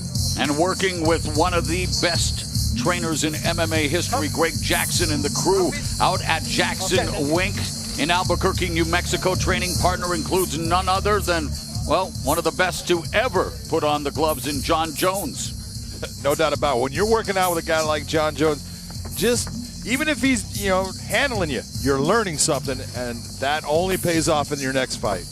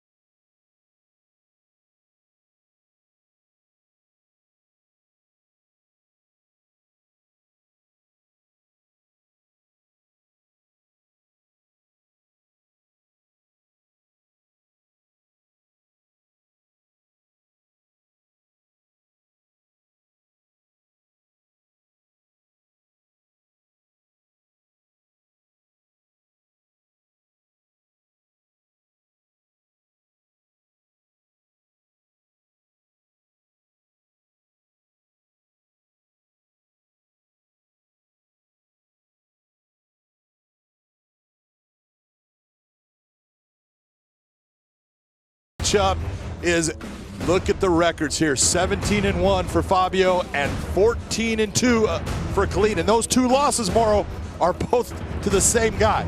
So he's only lost to one man in his entire career. Let's go back to Michael C. Williams. Tonight from Mohegan Sun Arena here at the Bellator 255 Prelims. We'll go now 3 5-minute rounds in the middleweight division. Introducing the blue corner at 6 foot, weighing in 183.6 pounds. Making his Bellator debut, he enters with 14 professional victories, 2 losses from Mahatskala, Dagestan, Russia, Khalid Murtazaliev. And across the cage, his adversary, fighting out of the red corner at 6 foot, weighing in 187.7 pounds. His professional record, 17 victories, just 1 defeat from Recife, Brazil. Introducing Fabio Aguiar. In charge, your referee, Todd Anderson.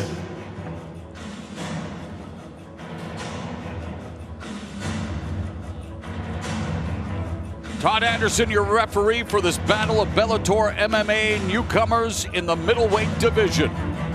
Ready? Ready? Hey! Fabio Aguiar in the red gloves, Khalid Murtazaliev in the blue gloves. And there's the shot by Aguiar, the sprawl by Murtazaliev. It looked like Aguiar was taking that shot from Brazil, John. He did. He saw an opening where he thought that Khalid was actually kind of, taking a moment to relax, and he went after him with it, kind of like what he did. Hammer fist to the side by Murtazaliev. Good balance, defending the takedown thus far. The fact that Murtazaliev has kept himself in the stand-up position this long, off of when you saw Aguiar get actually very deep on his legs, able to fight his way through it, tells you how good of a wrestler he is. And there is that opportunity, Eve Edwards, KJ Nunes, I believe, where that knee comes up from the Murtazaliev. We've seen knee knockouts from this. Yes, we have, and you can see it here. If you're Aguiar in this position, you want to make sure that your head does not get too low, because he will jump knee with that same foot that he's doing the balance on and bring that knee up as a striking instrument. And for Aguiar, tenacious in trying to get the takedown. There was a little bit of cheating there by Murtazaliev. He went and grabbed the cage. You saw the referee warn him of it. In the words of Jesse Ventura, it's not cheating if you don't get caught. And there we go, but he got warned, and now... That was a good move by Todd Anderson. That position was gained because he grabbed the cage. There should be something done with this. Where's the interpreter? Come with me. I need my interpreter. What happened is we had that first grab of the cage, and you saw Todd, you heard Todd Anderson warning him for it. There's the grab. Only warning. And this grab actually keeps him in the top position. Right. So that is unfair. That is putting Aguiar in a position he never would have ended up in if that fence grab didn't happen. That's why you saw Todd Anderson come in and put a stop to the fight. I believe he's going to take a point. He's received his warning for impacting the fight on grabbing the cage. He loses his position. You ready? You ready? Doesn't take the point. What he's giving as the penalty is the loss of position. Great job by the referee, and Aguiar and Murtazaliev start in the stand-up position in the center of the cage. Aguiar coming forward, trying to plant the jab on Murtazaliev's face. A lot of nervous energy coursing through the veins of Aguiar. Murtazaliev seems a little more composed. Lead left hand misses. Inside kick that was checked by Murtazaliev.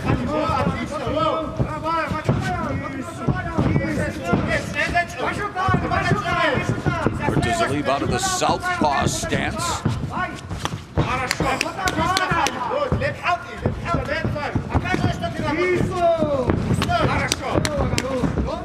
Seeing Aguiar actually trying to go after that low calf kick. He's landed it twice.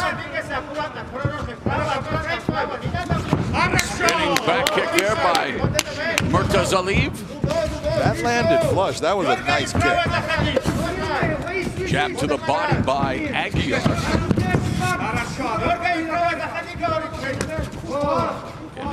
Calf kick by Aguiar. Murtazaliev comes forward again with a kick. Nice job of exiting off of that kick to the body.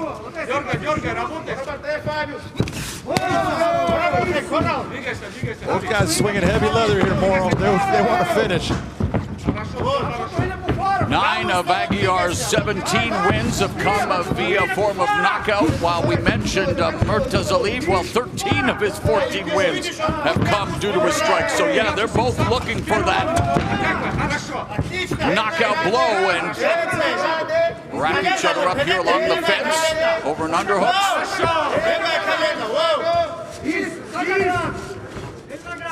Minute and a half remaining in the first round.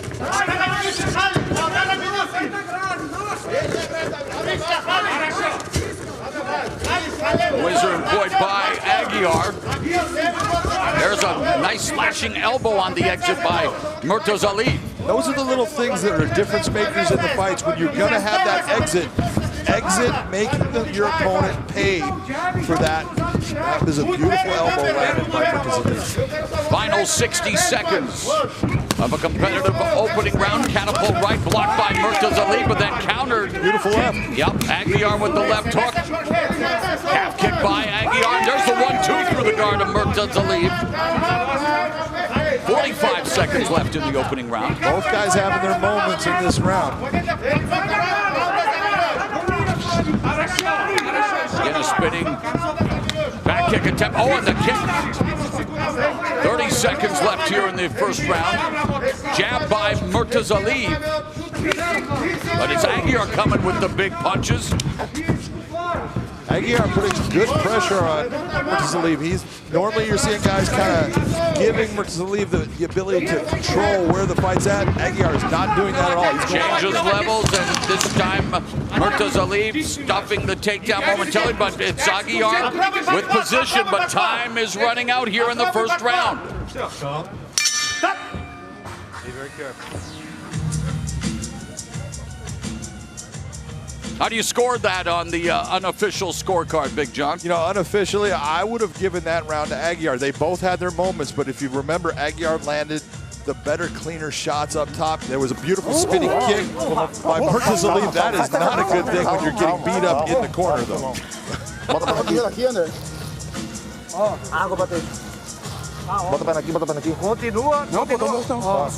Continua trabalhando desse jeito, tocando, combinando. Vai, provavelmente. Pitbull Brothers team well represented here tonight, and of course we put a cap on the proceedings later tonight with Patricki's younger brother Patricio Pitbull defending the featherweight title in the semifinals of the $1 million featherweight Grand Prix as he and Emmanuel Sanchez run it back in our main event coming up later tonight.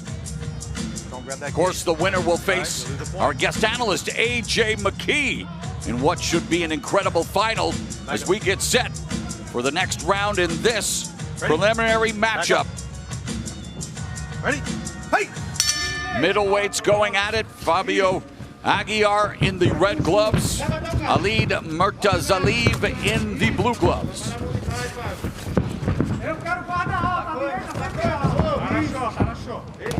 Khalid is actually, he's giving some different looks, and he's throwing feints, and he's getting a lot of response off of those feints, so now he should be doing the same thing to get Aguiar to move in the same direction. He knows exactly where he wants to go with the strikes.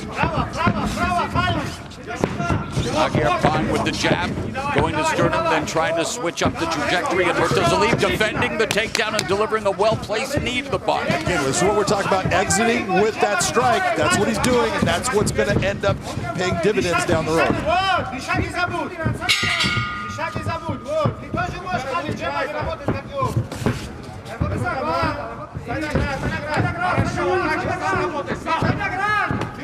One minute gone here in the second round. Aguiar moving forward, but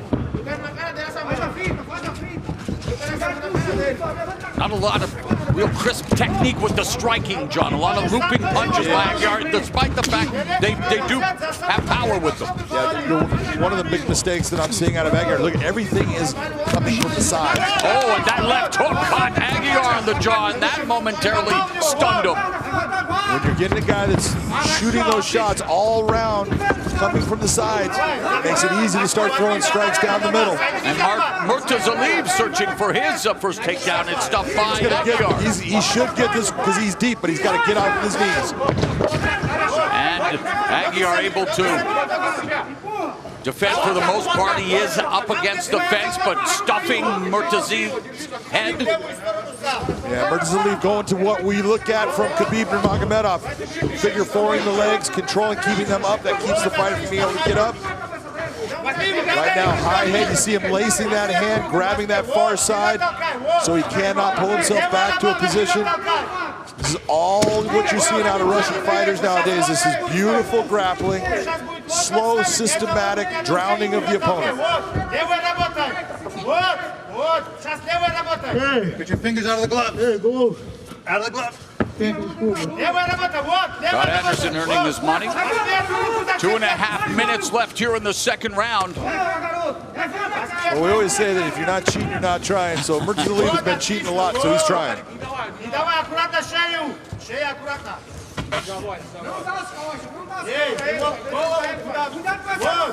Murtazaliev controlling Aguiar. Aguiar made a mistake when he grabbed the head and left his arm there. You saw Murtazaliev grab to the wrist, controlling that. You got to be smart about where you're going to put your hands. Murtazaliev right now keeping his head a little bit down. Now he gets back high. High head is going to win this position every time. Feeding Aguiar those punches under the armpit. Remember one of the most famous ones, Dan Henderson on Fedor Emelianenko. The ones you don't see are the ones that hurt you. 1:45 left here in the second round, and Khalid Murtazaliev with positional control on Aguiar. Aguiar back up to his feet. His job of getting to his feet, but those hands are still around the body. Body lock employed by Murtazaliev, and then the trip takedown.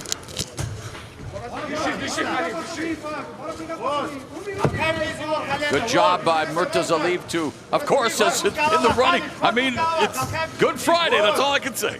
But he does a good job because you're seeing that Aguiar is controlling the wrist, grabbing at the wrist, and he's using that leg to not only break that grip, but also land the strike once that arm gets put in a position it cannot defend. Under a minute remaining, Murtazaliev remains in top position. Now putting his head underneath the right arm of Aguiar, driving it and neutralizing the left arm again. Aguiar desperate to try to reverse, try to escape. Half guard employed by Aguiar. Remember, Aguiar is a Brazilian Jiu-Jitsu black belt, started training BJJ at the age of 14. Has 5 submission wins, but is being controlled by Murtazaliev. Murtazaliev is doing a really nice job of driving him forward, grabbing the wrist, landing small shots and then big shots once he gets the wrist. Aguiar's done a great job of not stopping that movement. He's making Murtazaliev work from this. He's not giving him anything. Well, 10 minutes are in the books in this middleweight affair. And I believe that right now we're looking at an even fight.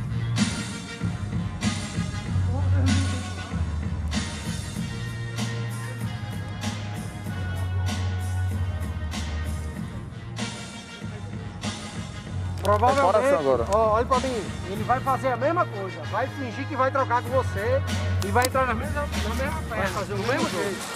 Não quero que você aceite queda, não quero que você fique na grade, mas eu não quero isso. O jogo em pé não é difícil não, mano. Você tá bem melhor que ele em pé. Melhor que você, vai ter que ganhar esse terceiro. Não pode cair, não pode ficar. Quer mais água? Isso. Em pé você tá bem melhor que ele, moço. Ó, se você... 5 minutes, you win. 5 minutes, that's it. 5 minutes, you win. Yeah. You're in good shape. All right, let's go. Seconds out. Greg Jackson showing you his Russian.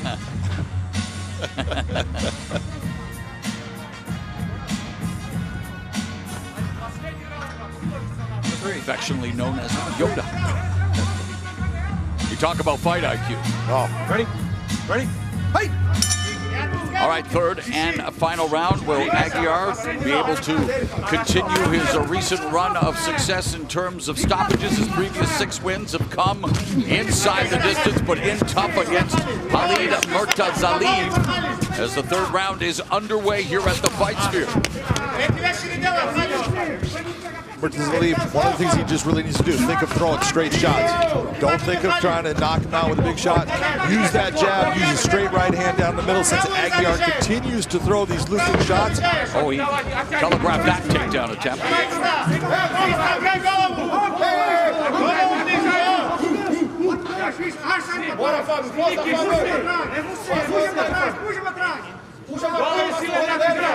Look at Murtazaliev use his head to position under the chin and raise Aguiar up. Using it literally and figuratively. A minute gone here in the third round. Murtazaliev balancing on one leg, nullifying Aguiar's attempt to take this fight to the ground, where Aguiar feels his biggest strength is his grappling.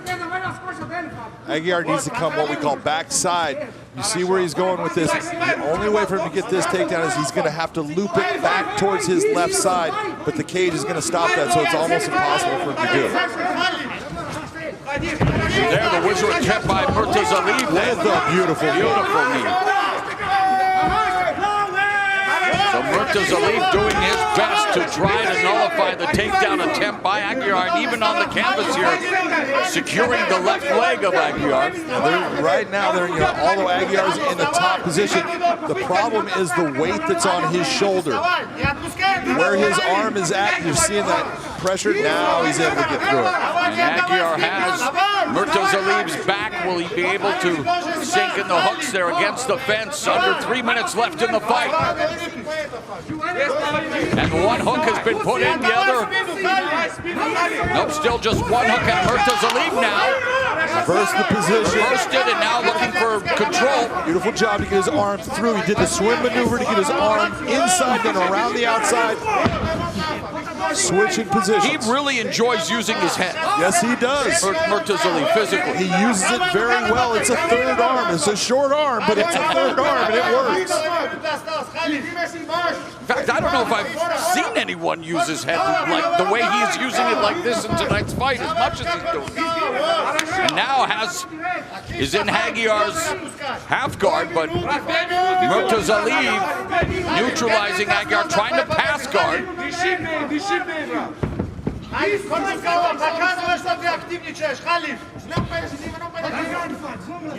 Murtazaliev very aware of the submission factors. You see him keeping his arms to the inside, then shortening his arms. Everything that Aguiar's doing, a lot of good movement, a lot of switching his hips, changing the angle. But as we're seeing what Murtazaliev is doing, he's using that head to drive him back. He's keeping him in position. You see him having that ankle on the far side. A lot of energy being expended here in this battle. A minute and 30 left in the fight.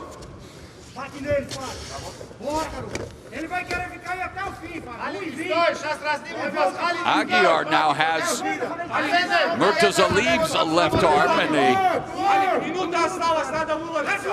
right now he doesn't have anything with that. That's the problem. He's got to open up. Now he's got to work to keep himself. Good job of splaying his legs because those hands were almost close to being together.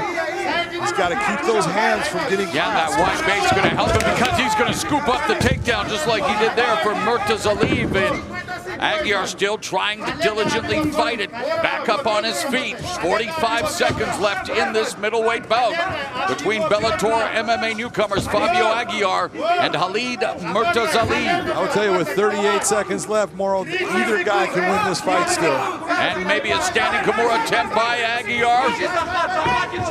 The problem is that he has Kimura, but those hands are clasped, so it's not going to go anywhere. And Murtazaliev makes sure that Aguiar goes back down to the canvas, has his back. 20 seconds left. Murtazaliev with the waist lock. Right now, Murtazaliev doesn't have his legs engaged. That's why he's holding on to that palm-on-palm grip, trying to control Aguiar, but he needs to get his leg inside so he can control with the leg and strike with the arm. For the first time tonight, we'll hear the judges' score totals.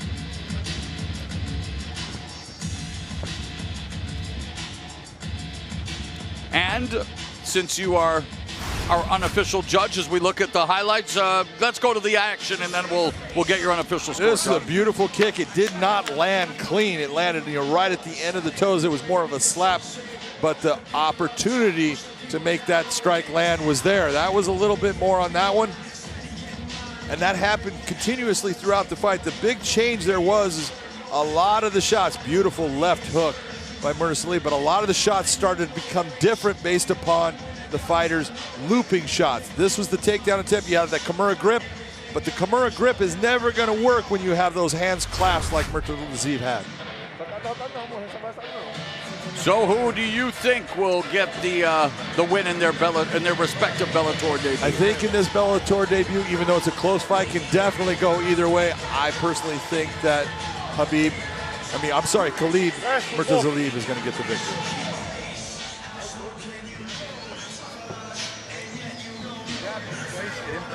And put him on top.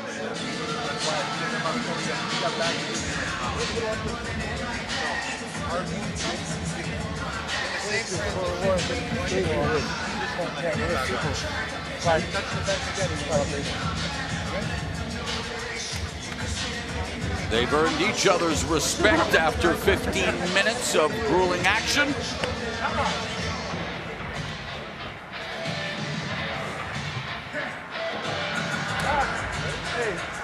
Khalid Murtazaliev looking to extend his win streak to 4, while Fabio Aguiar hopes to make it 10 straight wins. Let's find out whose winning streak continues.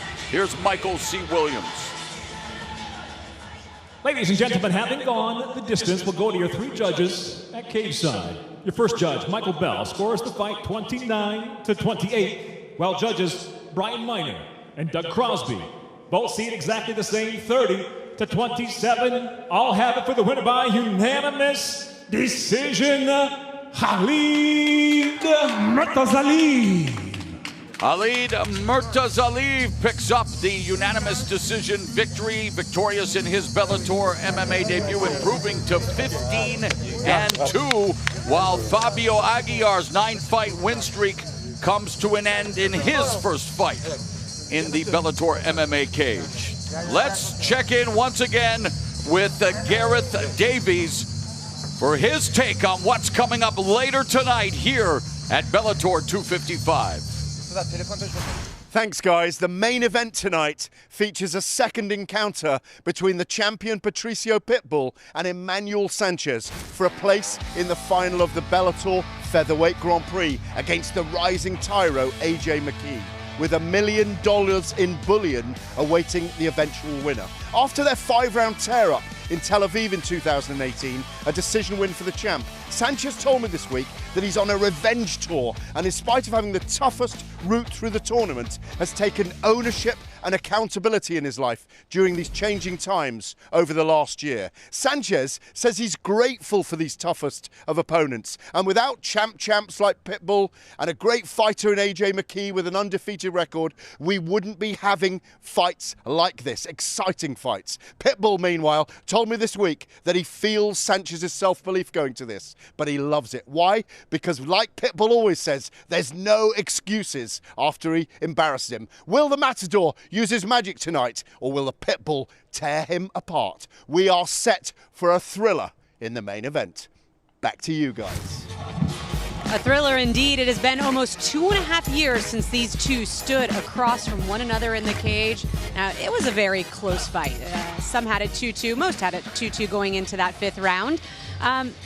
When we talked to Sanchez this week, he said this fight is going to be about my progression versus his progression. So, Josh, we've talked about how they've changed and evolved since their last fight. How is this fight going to be different this time around?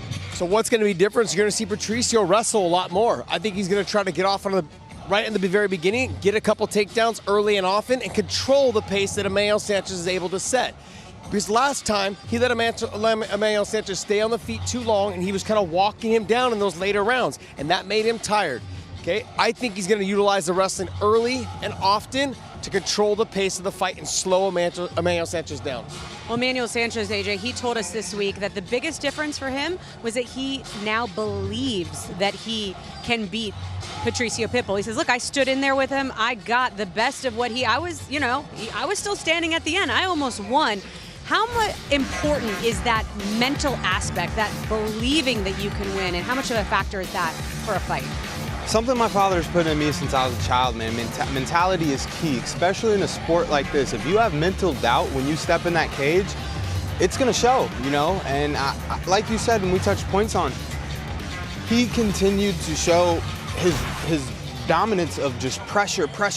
So I think with Patricio going in there and establishing that takedown, like you said, Josh, is going to be a big eye-opener to a different fight that we haven't seen yet, because Emmanuel Sanchez has great jiu-jitsu. So I'm looking forward to see how things play out. I think his pressure and the volume on the feet is going to pressure him. And then Patricio Pitbull is going to have to force that takedown.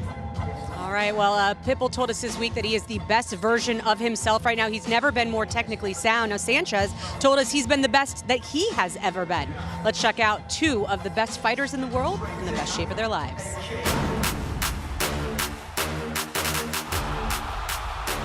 November 15th, 2018, Tel Aviv, Israel. Patricio Pitbull, in his second title defense since regaining the Featherweight World Championship, defends his belt versus Emmanuel El Matador Sanchez. Here we go!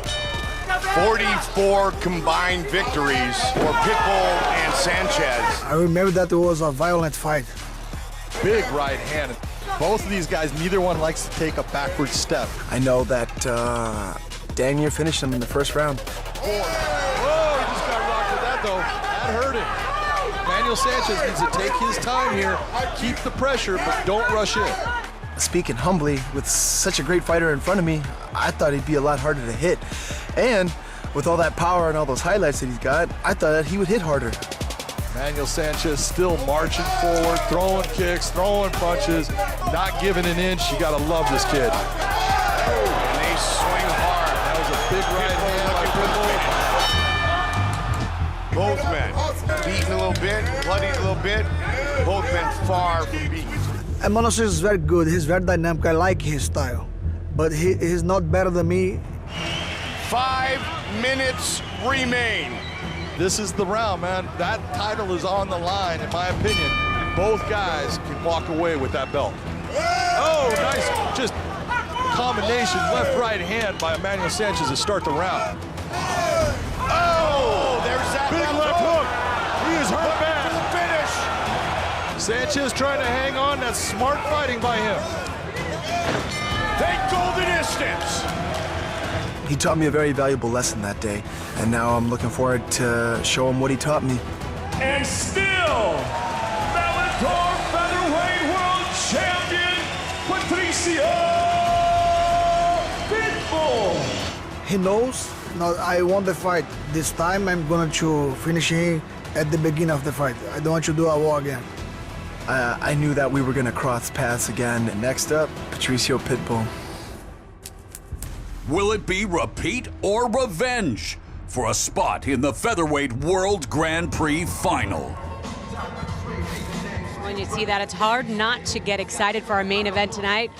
I don't know, what do you think, Maura? This has got to be fight of the night, right? Well, we've got many other memorable fights on tap, but this definitely has the potential to be a fight of the year, especially with so much at stake. But right now, you know, Patricio Pitbull also lords over the lightweight division. And speaking of the 155-pounders, Mandel Nallo is set to square off with Ricardo Seixas. And now, set to make his way to the cage, Ricardo.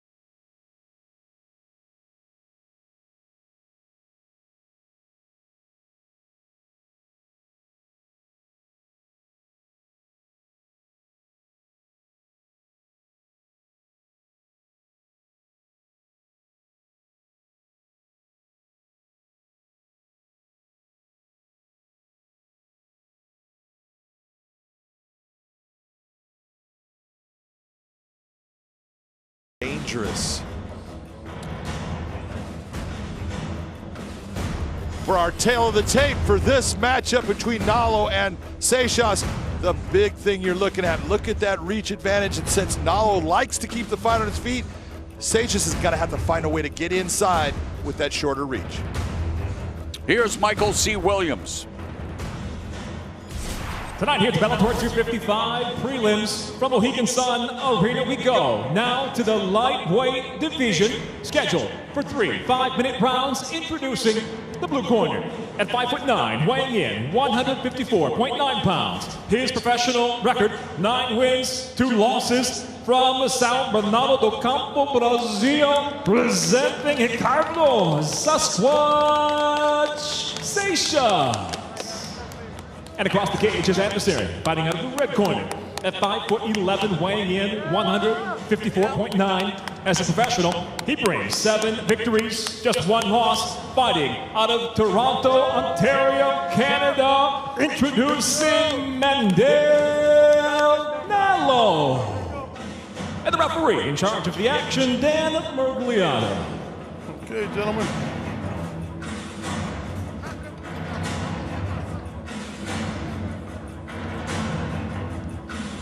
Dan Murgliano, the referee. We are set for action. Let's go, gentlemen. In the Bellator MMA lightweight division, Mandel Nallo in the red gloves, Ricardo Seixas in the blue gloves, and as John alluded to earlier, Nallo back-to-back highlight reel knockout wins to kick off his Bellator tenure, and well, would love to do the same here tonight, but against a guy in Ricardo Seixas, who comes in with a record of 9-2, looking to build off his winning debut in Bellator.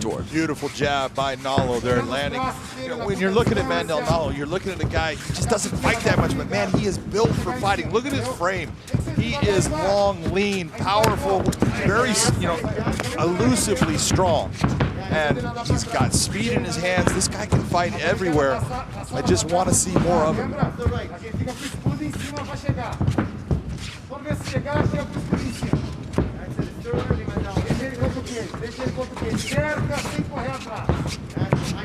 Nallo utilizing his footwork, and there's a front kick to the midsection of Seixas.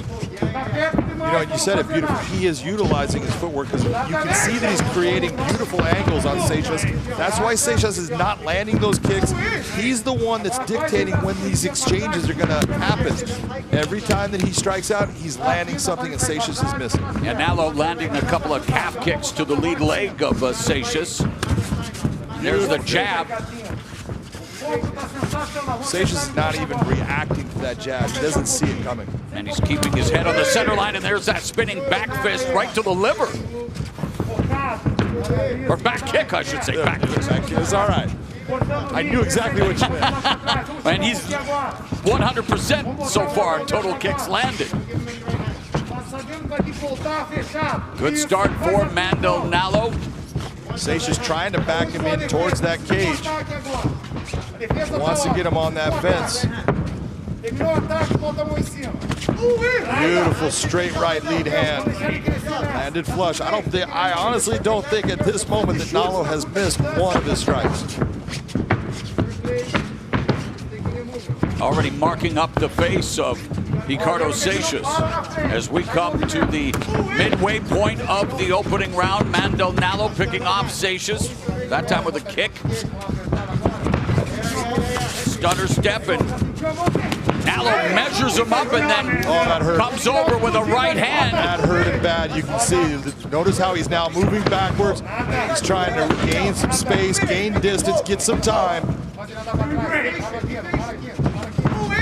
Both of Seixas' losses have come via form of knockout. Nallo sticks the jab to the jaw of Seixas, already bloodied up here in the first round. Not only is he sticking that jab, it's a right jab that you can see that Seixas is not seeing it. Beautiful left hook, straight right hand, front kick to the face. Mandel Nallo putting it on Ricardo Seixas here in the first round. Head kick. Nallo is putting on a... Oh, wow, the right hand drops and stops Ricardo Seixas. finishes here in the opening round. Mamma mia! Mandel Nallo putting on a show at the Fight Sphere. Man, you cannot look any better than what Mandel Nallo looked like in there.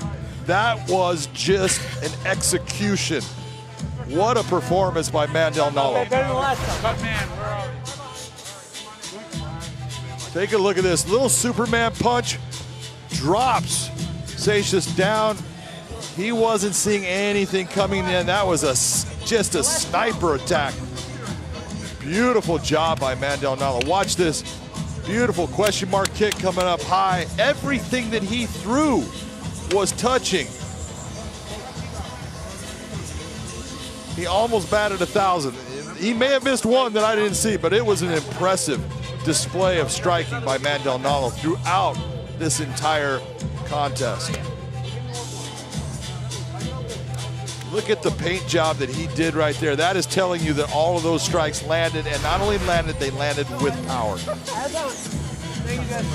So there's Rafael Cordero. The two teams showing each other some respect, but Mandel Nallo with a masterpiece here tonight. Lighting up Ricardo Seixas in electrifying fashion in this lightweight encounter.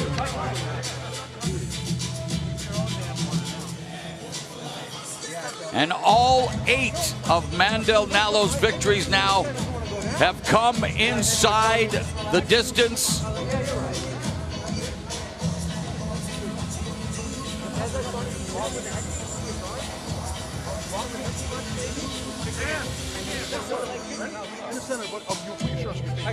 Well, these aren't sponsors. Let me get to the middle. They're yelling at me.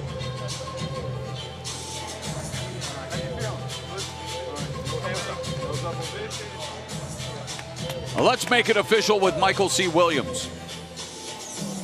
Ladies and gentlemen, inside the Bellator cage, it comes to an end. 3 minutes, 23 seconds into round number 1. The winner by knockout, Mandel Nallo.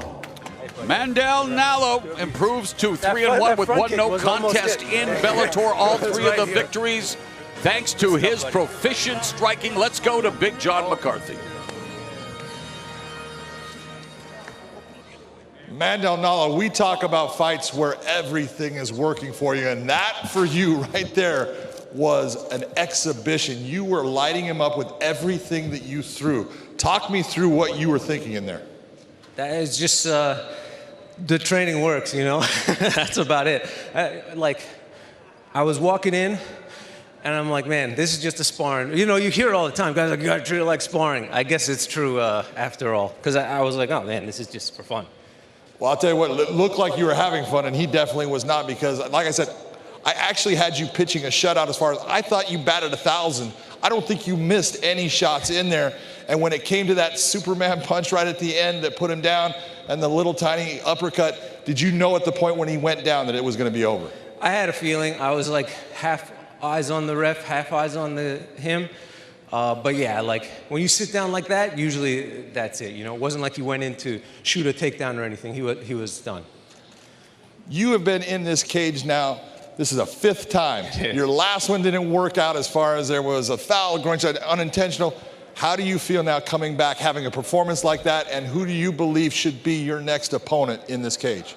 I can't, as to who it should be, I don't know, but it feels real good to kind of like, you know, my last 2 fights have been real weird, and every interview, they're like, would you like to remedy that? Well, of course I would, and I think I did that now, so let's move forward, let's get some wins, and let's fight a bunch this year. Best performance I've ever seen out of you, and I've seen some great performances, beautiful knockouts. Congratulations on that win, Mandel Nallo. Mandel Nallo definitely provided the remedy tonight in scintillating fashion, celebrating with his team, the vaunted Tri-Star up in the Great White North, and Firas Zahabi, of course, who has led so many incredible fighters, including the likes of Rory McDonald and GSP. And now, well, let's go back across the pond and check in with Gareth Davies. Thanks, guys. The welterweight contest later tonight between Neiman Gracie and Jason Jackson pitches a fourth-generation fighter from the Gracie family who studies MMA under Renzo Gracie in Manhattan against the fluid, fast-transitioning Jackson who believes he is just reaching maturity as a fighter. It's hard to disagree with that. Jackson holds victories over Diego Lima, brother of Bellator welterweight champion Douglas Lima, and most recently, in his 3-fight win streak, fine wins over Jordan Meehan and notably the decorated Benson Henderson. But the key tonight is, can Gracie dominate on the mat, or will it be the stand-up of Jackson that prevails? This has got title eliminator written all over it. It's going to be a great one. Back to you guys. Well, that's a look at our co-main event. We've got Neiman Gracie taking on Jason Jackson in a welterweight feature bout. Lots to look forward to. All right, we are continuing to count down to Bellator's debut on Showtime. And the night kicks off at 9 Eastern, 6 Pacific with a women's flyweight feature bout. We got Alejandra Lara. She's taking on the undefeated Kana Watanabe. Now, both women, they haven't fought in over a year. Both have said that they have put in a lot of work to improve.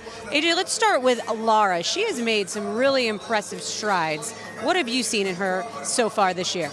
I would say I'm impressed by her stand-up. It's come a long way within her previous couple of fights. She's really added to her arsenal, adding a lot of elbows, really figuring out her range and putting her strikes together. For this fight, I think that's a big key, being longer, being bigger. With her opponent being a judo master, you really don't want her to get close to you. So her key to this fight and her key to the victory is keep her range, pick her strikes, and impose her will. Josh, you see this last fight here that she fought Vida Ortega, who's known as a brawler, and she just, I mean, her stand-up looks so impressive. But that's what got her to implement the elbows. She understood that Vida Ortega throws loopy punches, and they usually come out wide. So she got inside the pocket and started throwing the elbows, and she had a lot of success with that. That ended up to a lot of cuts and a lot of blood for Vida Ortega, and that was ultimately her demise throughout the fight. She couldn't see because of the blood. Alejandra Lara has improved everywhere, not just on the feet, but on the ground as well. Her top game, her ground and pound, has gotten so much better. She's done a great job of improving her game. I'm excited to see how much she's gained over this last year. Well, her opponent tonight, Kana Watanabe, her first fight for Bellator was against Lara Joanne. That's where I got it mixed up. Lara Joanne, there we go. But it was back in Japan, and that's where I want to go. It was in Japan. This is her first fight in the U.S. Bright lights, time change. How much of an effect, AJ, could that have on a fighter coming over to the U.S. in a big, big fight here tonight against Lara? It could have a big effect, but as far as the bright lights, this isn't anything she hasn't seen before. Being on the Olympic team and being a great judo athlete, it's nothing she hasn't seen, so she just needs to come over, make some noise, and put on a great show. Josh, there's one thing that has happened here with COVID is we have no fans, and now you have fought in Japan. You got to assume that that's going to actually play to her favor tonight, considering the atmosphere in Japan. Yeah, you can hear a pin drop while you're fighting. They only really clap when something exciting happens. They know the ground game very well, and Kana Watanabe is very good in the judo area. So if she can get to the clinch, close the distance, end up getting to a takedown and getting to the top position, as you can see here, she's got vicious ground and pound. Her transitions from the top position to the submission is top notch. Well, we talked about, if Lara has the edge on the feet, Kana has the edge on the ground. Who is the best chance, AJ, at imposing their will to getting to that position? Me being a striker, I'm always going to go with the striker, man. The fans love a good knockout, and it's entertaining, So if she can keep her distance, keep her spacing, and if it does come to a point where they hit the ground, she needs to come out on top. I would strongly disagree. Okay, I love it. Let's hear it. As much as I like Alejandra Lara, what it comes down to is that Watanabe is very good at closing the distance and getting in the clinch, and that's her game right there. Once this fight hits the ground, if she's on top, she's going to have a lot of success with the jiu-jitsu. All right, well, both women want to show Bellator matchmakers that they should be the next woman to vie for the belt against Juliana Velasquez. All right, time for our last prelim fight. Moro, back to you. All right, Jen, we got a couple of bantamweights who want to prove that they belong here in Bellator MMA. Magomedov against C.J. Hamilton. We put a button on Bellator 255 prelim action.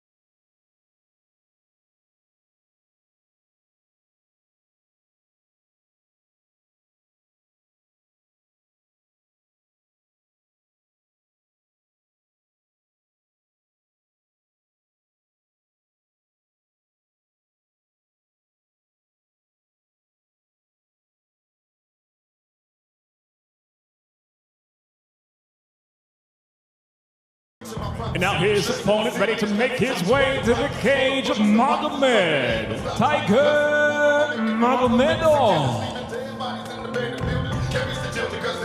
29-year-old Tiger Magomedov, only man to defeat former UFC bantamweight champion Petr Yan, not via disqualification. They are 1-1. In fact, Magomedov making his return to the Bellator cage tonight. Currently on a 4-fight win streak, made his Bellator debut at Bellator 254 December of last year, defeating Mateus Matos. Boy, this was just a beautiful performance because Matos is a good fighter and he just could find no room to become offensive. He was defensive throughout this entire fight, trying to stop all the different things that Magomedov was throwing at him. You saw the cartwheel kicks, you see all kinds of different techniques. This guy is not just a wrestler, he is an MMA fighter, and he will light you up on the feet or he will beat you down on the ground. He said he normally trains at Mark Henry's gym when he comes to the U.S., but for this fight, he did a little training at Extreme Couture in Las Vegas as we go to the tail of the tape for our final preliminary bout. Tail of tape on this fight, look at that record. We're talking 17-1, prior champion in other organizations. This is one of the best bantamweights you will ever see. Here's Michael C. Williams. For all those that have joined us tonight on the various platforms around the world for the prelims here at Bellator 255, we conclude now with 3 5-minute rounds in the bantamweight division. Introducing the blue corner at 5'6", weighing in 134.4 pounds. His professional record, 15 wins, 7 losses, from Hartwell, Georgia, CJ, the Autobot Hamilton. And across the cage, his adversary fighting out of the red corner at 5'7", weighing in 135 pounds, even just off his successful Bellator debut. He returns with 17 professional victories, just 1 defeat. Fighting out of Mahatskala, Dagestan, Russia, Magomed, Tiger Magomedov. In charge, your referee, John English. John English will oversee this bantamweight battle between Magomed Tiger Magomedov in the red gloves and CJ Hamilton in the blue gloves. Blue, you good. Red, you good. Round 1. Let's go. Bell and round 1. Take a move.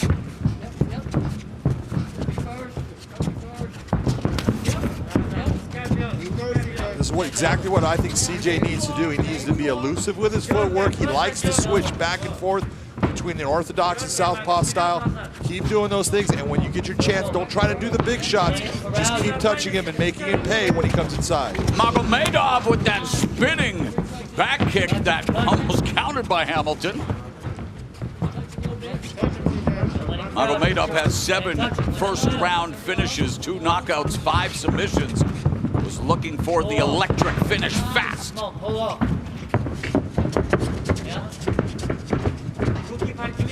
Every time that I've watched Magomed fight, when I refereed him, just a very systematic guy that just continues to put pressure on his opponents everywhere there is in the fight. Pouncing on Hamilton. Looking for that guillotine, arm in guillotine. Nice job by CJ to pull his head out. And that is Magomedov's trademark submission. He has 4 guillotine choke victories already. He does, and he's got a very tight guillotine, and he's very good with his little trips. You'll see him taking, he's going to be kicking the feet out from CJ. CJ needs to be careful of his balance when inside. Magomedov, the number 5 ranked Bellator MMA bantamweight, newly minted champion Juan Archuleta will defend the title against Sergio Pettis coming up in May. Now Jackson, or make that CJ Hamilton, excuse me, beginning to open up, body kick. CJ needs to be careful of getting close to that fence. Nice sidestep there by Magomedov to attack the leg. Hey, keep climbing, don't stop. Keep climbing. Disengage, you disengage. Keep climbing. You ready to scramble? Right now, what you're looking at is Magomedov is looking to just pass the legs to come out and decide. You're seeing CJ trying to hold that position so he come on top. Nice job by CJ, even if he just gets away. Hamilton doing that, sprawling, and knee up the middle by CJ Hamilton. You see that little trick that Magomedov does as far as he clasps down on the wrist area with his arm because that glove is now stuck in that position. Little tricky move.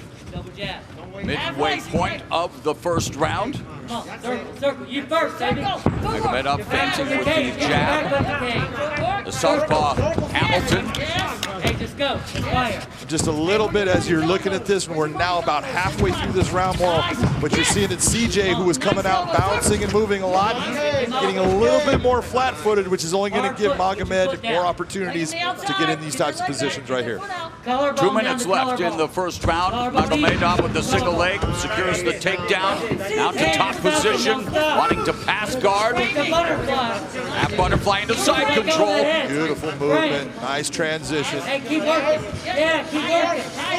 Keep working. Yes. Come on, now the other way. Back and forth. Don't settle. Don't settle. A lot of work by Magomedov. Go ahead, John. A lot of work by CJ here. I like what I'm seeing, but can he continue on with this because it's a lot of energy being put out. And Hamilton very active on his back. Get that knee shield back.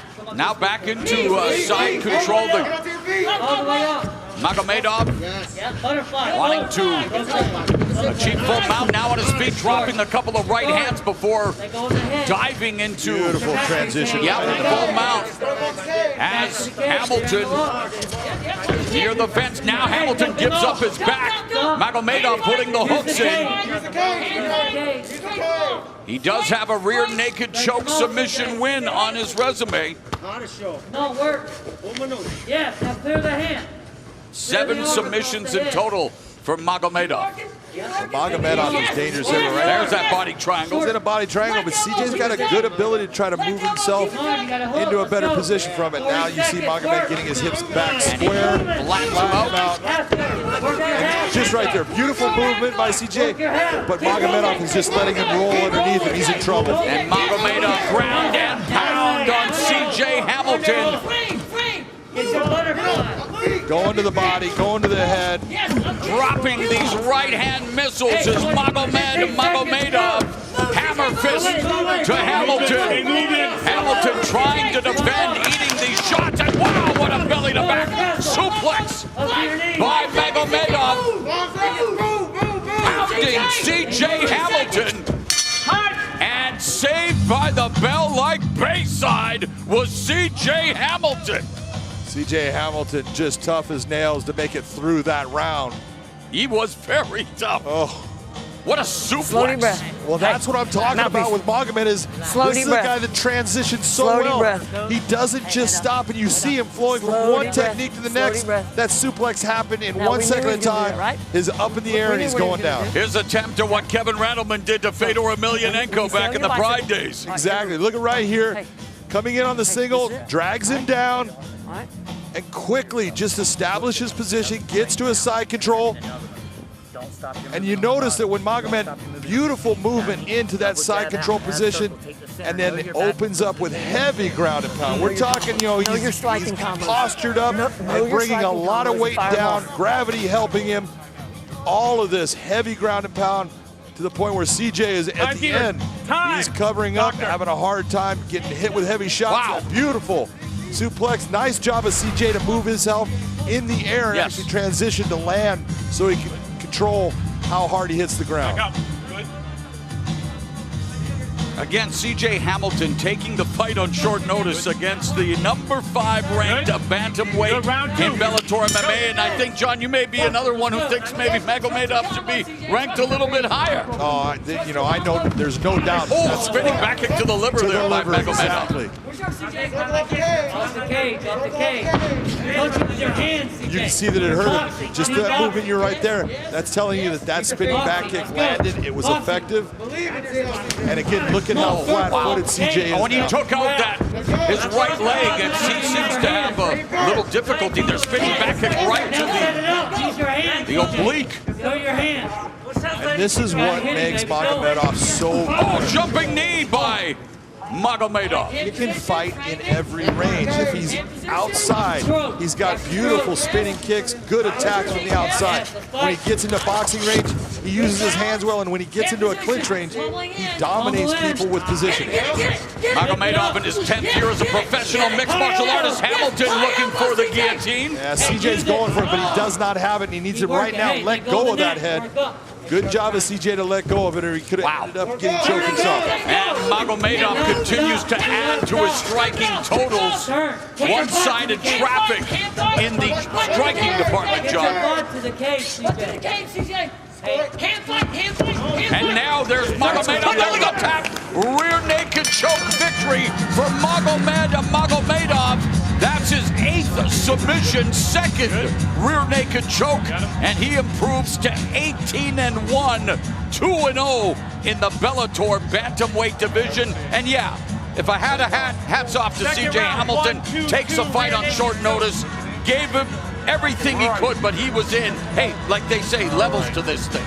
You're absolutely right. That's what we talk about. You just start getting in there with a guy that he just starts pulling you into waters where your head just starts going under the surface. Not good. You know, this is just small ground pound, but then he goes to the elbows. And CJ's in trouble as far as not being able to really stop anything that's happening. He tries to get himself back up. You see Magomed grabbed and jumped into that beautiful flying knee right there. This is a guy that has a dynamic attack in all ranges. That's what makes him so dangerous to every fighter in the bantamweight division. Here he goes, gets the choke, goes to the ground with it. Look at this, just a palm to palm. Rear naked choke. CJ just cannot take the squeeze of it. Look at the leg locks on it. Just a beautiful performance overall by Magomedov.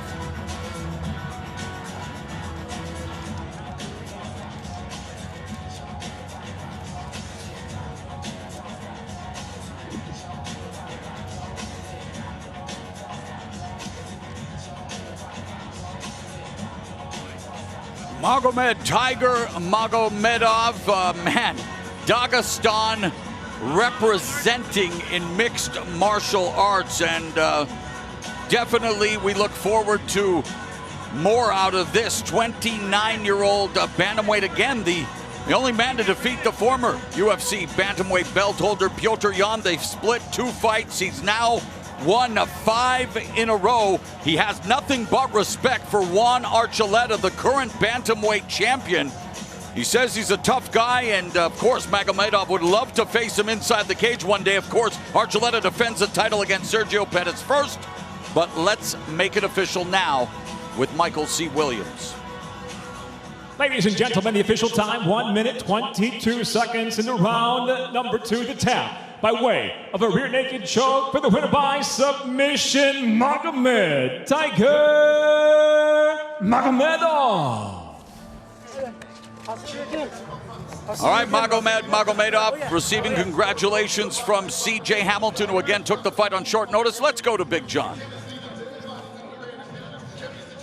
Magomed, that was an outstanding performance. Your 2nd win in a row here in the Bellator cage. How are you feeling right now?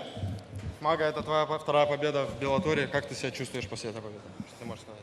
Я чувствую себя отлично. Вы все сами видели. Может, где-то не раскрылся, но будем в целом доволен. I feel great. You see everything. Maybe I didn't show everything I would like to show you, but I'm happy that I got the victory. I think that you showed quite a bit. We had suplexes, we had spinning attacks, we had beautiful ground control, a beautiful rear naked choke finish. You were ranked 5th in the inaugural bantamweight rankings. Is that where you think you should be, or who do you think you should be fighting next? Мы достаточно увидели в этом бою суплексы, отличный удушающий, ты красиво закончил бой. До этого боя ты находился на 5-й строчке в рейтинге. Ты думаешь, ты поднимешься? Я не думаю, что я поднимусь. Это боец, ну и не из рейтинга был. Я хочу поблагодарить соперника, который вышел на замену, что получился бой. Без него это не получилось бы. Ну, я не скажу, что как-то я там 100% напряжен был. Я просто наслаждался нахождением в этом клетке. И бой получился так, как получился. I don't think so. I will go too high in the rankings because my opponent wasn't ranked opponent. But I'm very grateful that he took this fight because without him, this fight wouldn't happen. But I just enjoy myself in this cage tonight. Well, I will tell you that was a fantastic performance. You showed all types of different ranges of fighting and different techniques. Congratulations on a wonderful victory. We hope to see you again soon.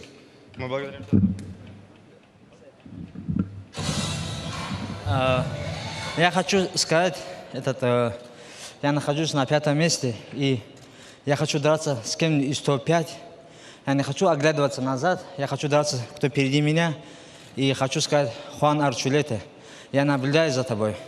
Держи это пояс для меня, я скоро приду за ним. I would like to fight someone from the top 5. I want to move forward. I don't want to fight anyone out of the rankings or below me. And I want to say, Juan Archuleta, keep this belt for me. I'm coming. That's what I want to hear. Magomedov. Dagestan fighter.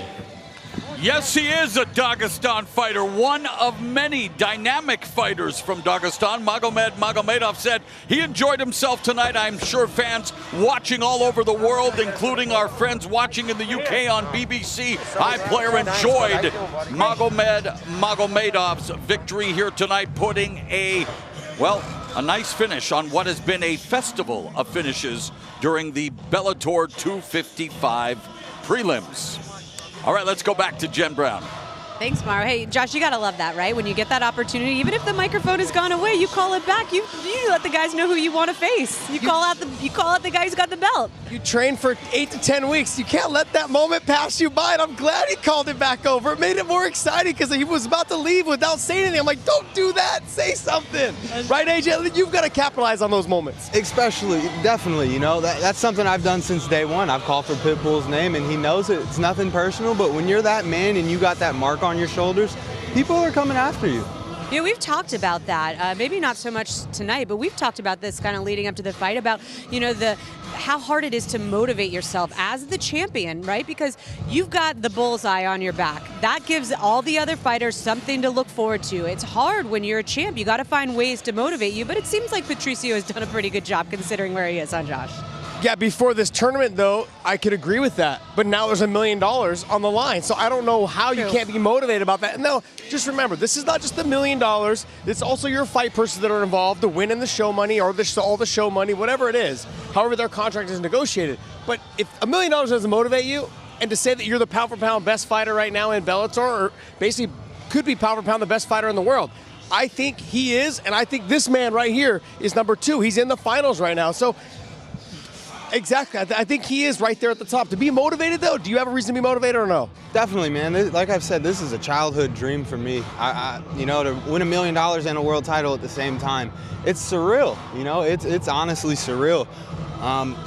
For this fight, Sanchez versus Pitbull, I'm looking forward to it. You know, they're both going to come in there. The first fight was really close. I couldn't call it myself, so I'm looking forward to it. You know, 2 key points that I see in this fight for them is, what are they going to bring that's new for each other? And then on those deeper rounds, later rounds, what old habits and tendencies come out for them to really expose each other? Well, one thing I think kind of went over everybody, but you talked about fulfilling a childhood dream, and I think that's one of the coolest stories. This guy wrote himself a check. $1 million check when you were 12 years old, and now you stand one fight away from cashing that. How cool is that? It's surreal, man. Honestly, this entire tournament, it's been surreal, you know, from the first fight, fighting with my father on the same card, to now getting ready to become a world champion and conquer my first $1 million. It's surreal. I'm ready, you know. Tonight's gonna be a great night. I gotta ask, what are you gonna do with $1 million? What are you going to do with it? I have no idea, but I'll find out when I get it. Well, you got some time to think about it. All right. Well, the road to gold continues tonight. Bellator's launch on Showtime kicks off with 2 of the sport's most exciting female fighters. We've got Olympian qualifier flyweight Kana Watanabe walks to the cage to face Alejandra Lara, the 9th-ranked pound-for-pound female, both looking to solidify a contender position tonight. And Neiman Gracie fights Jason Jackson. We've got 2 different styles, but it's a clash that we cannot wait to happen. Tyrell Fortune fights Jake May. Now 14 finishes between the 2. A combination of heavy hands and impressive ground game, and that's sure to deliver a show. Plus, The promotional debut of Usman Magomedov has every Bellator lightweight glued to Showtime tonight. And then, of course, it's the Featherweight World Grand Prix. It is back. Champ Patricio Pitbull meets Emmanuel Sanchez for the second time. It is the belt on the line. The tournament finals are in the future. And let's not forget, of course, as these guys just said, it's that $1 million purse. This is a don't blink, don't miss event. The road to gold continues tonight, 9 Eastern, 6 Pacific. Don't go anywhere. Bellator MMA debuts on Showtime next.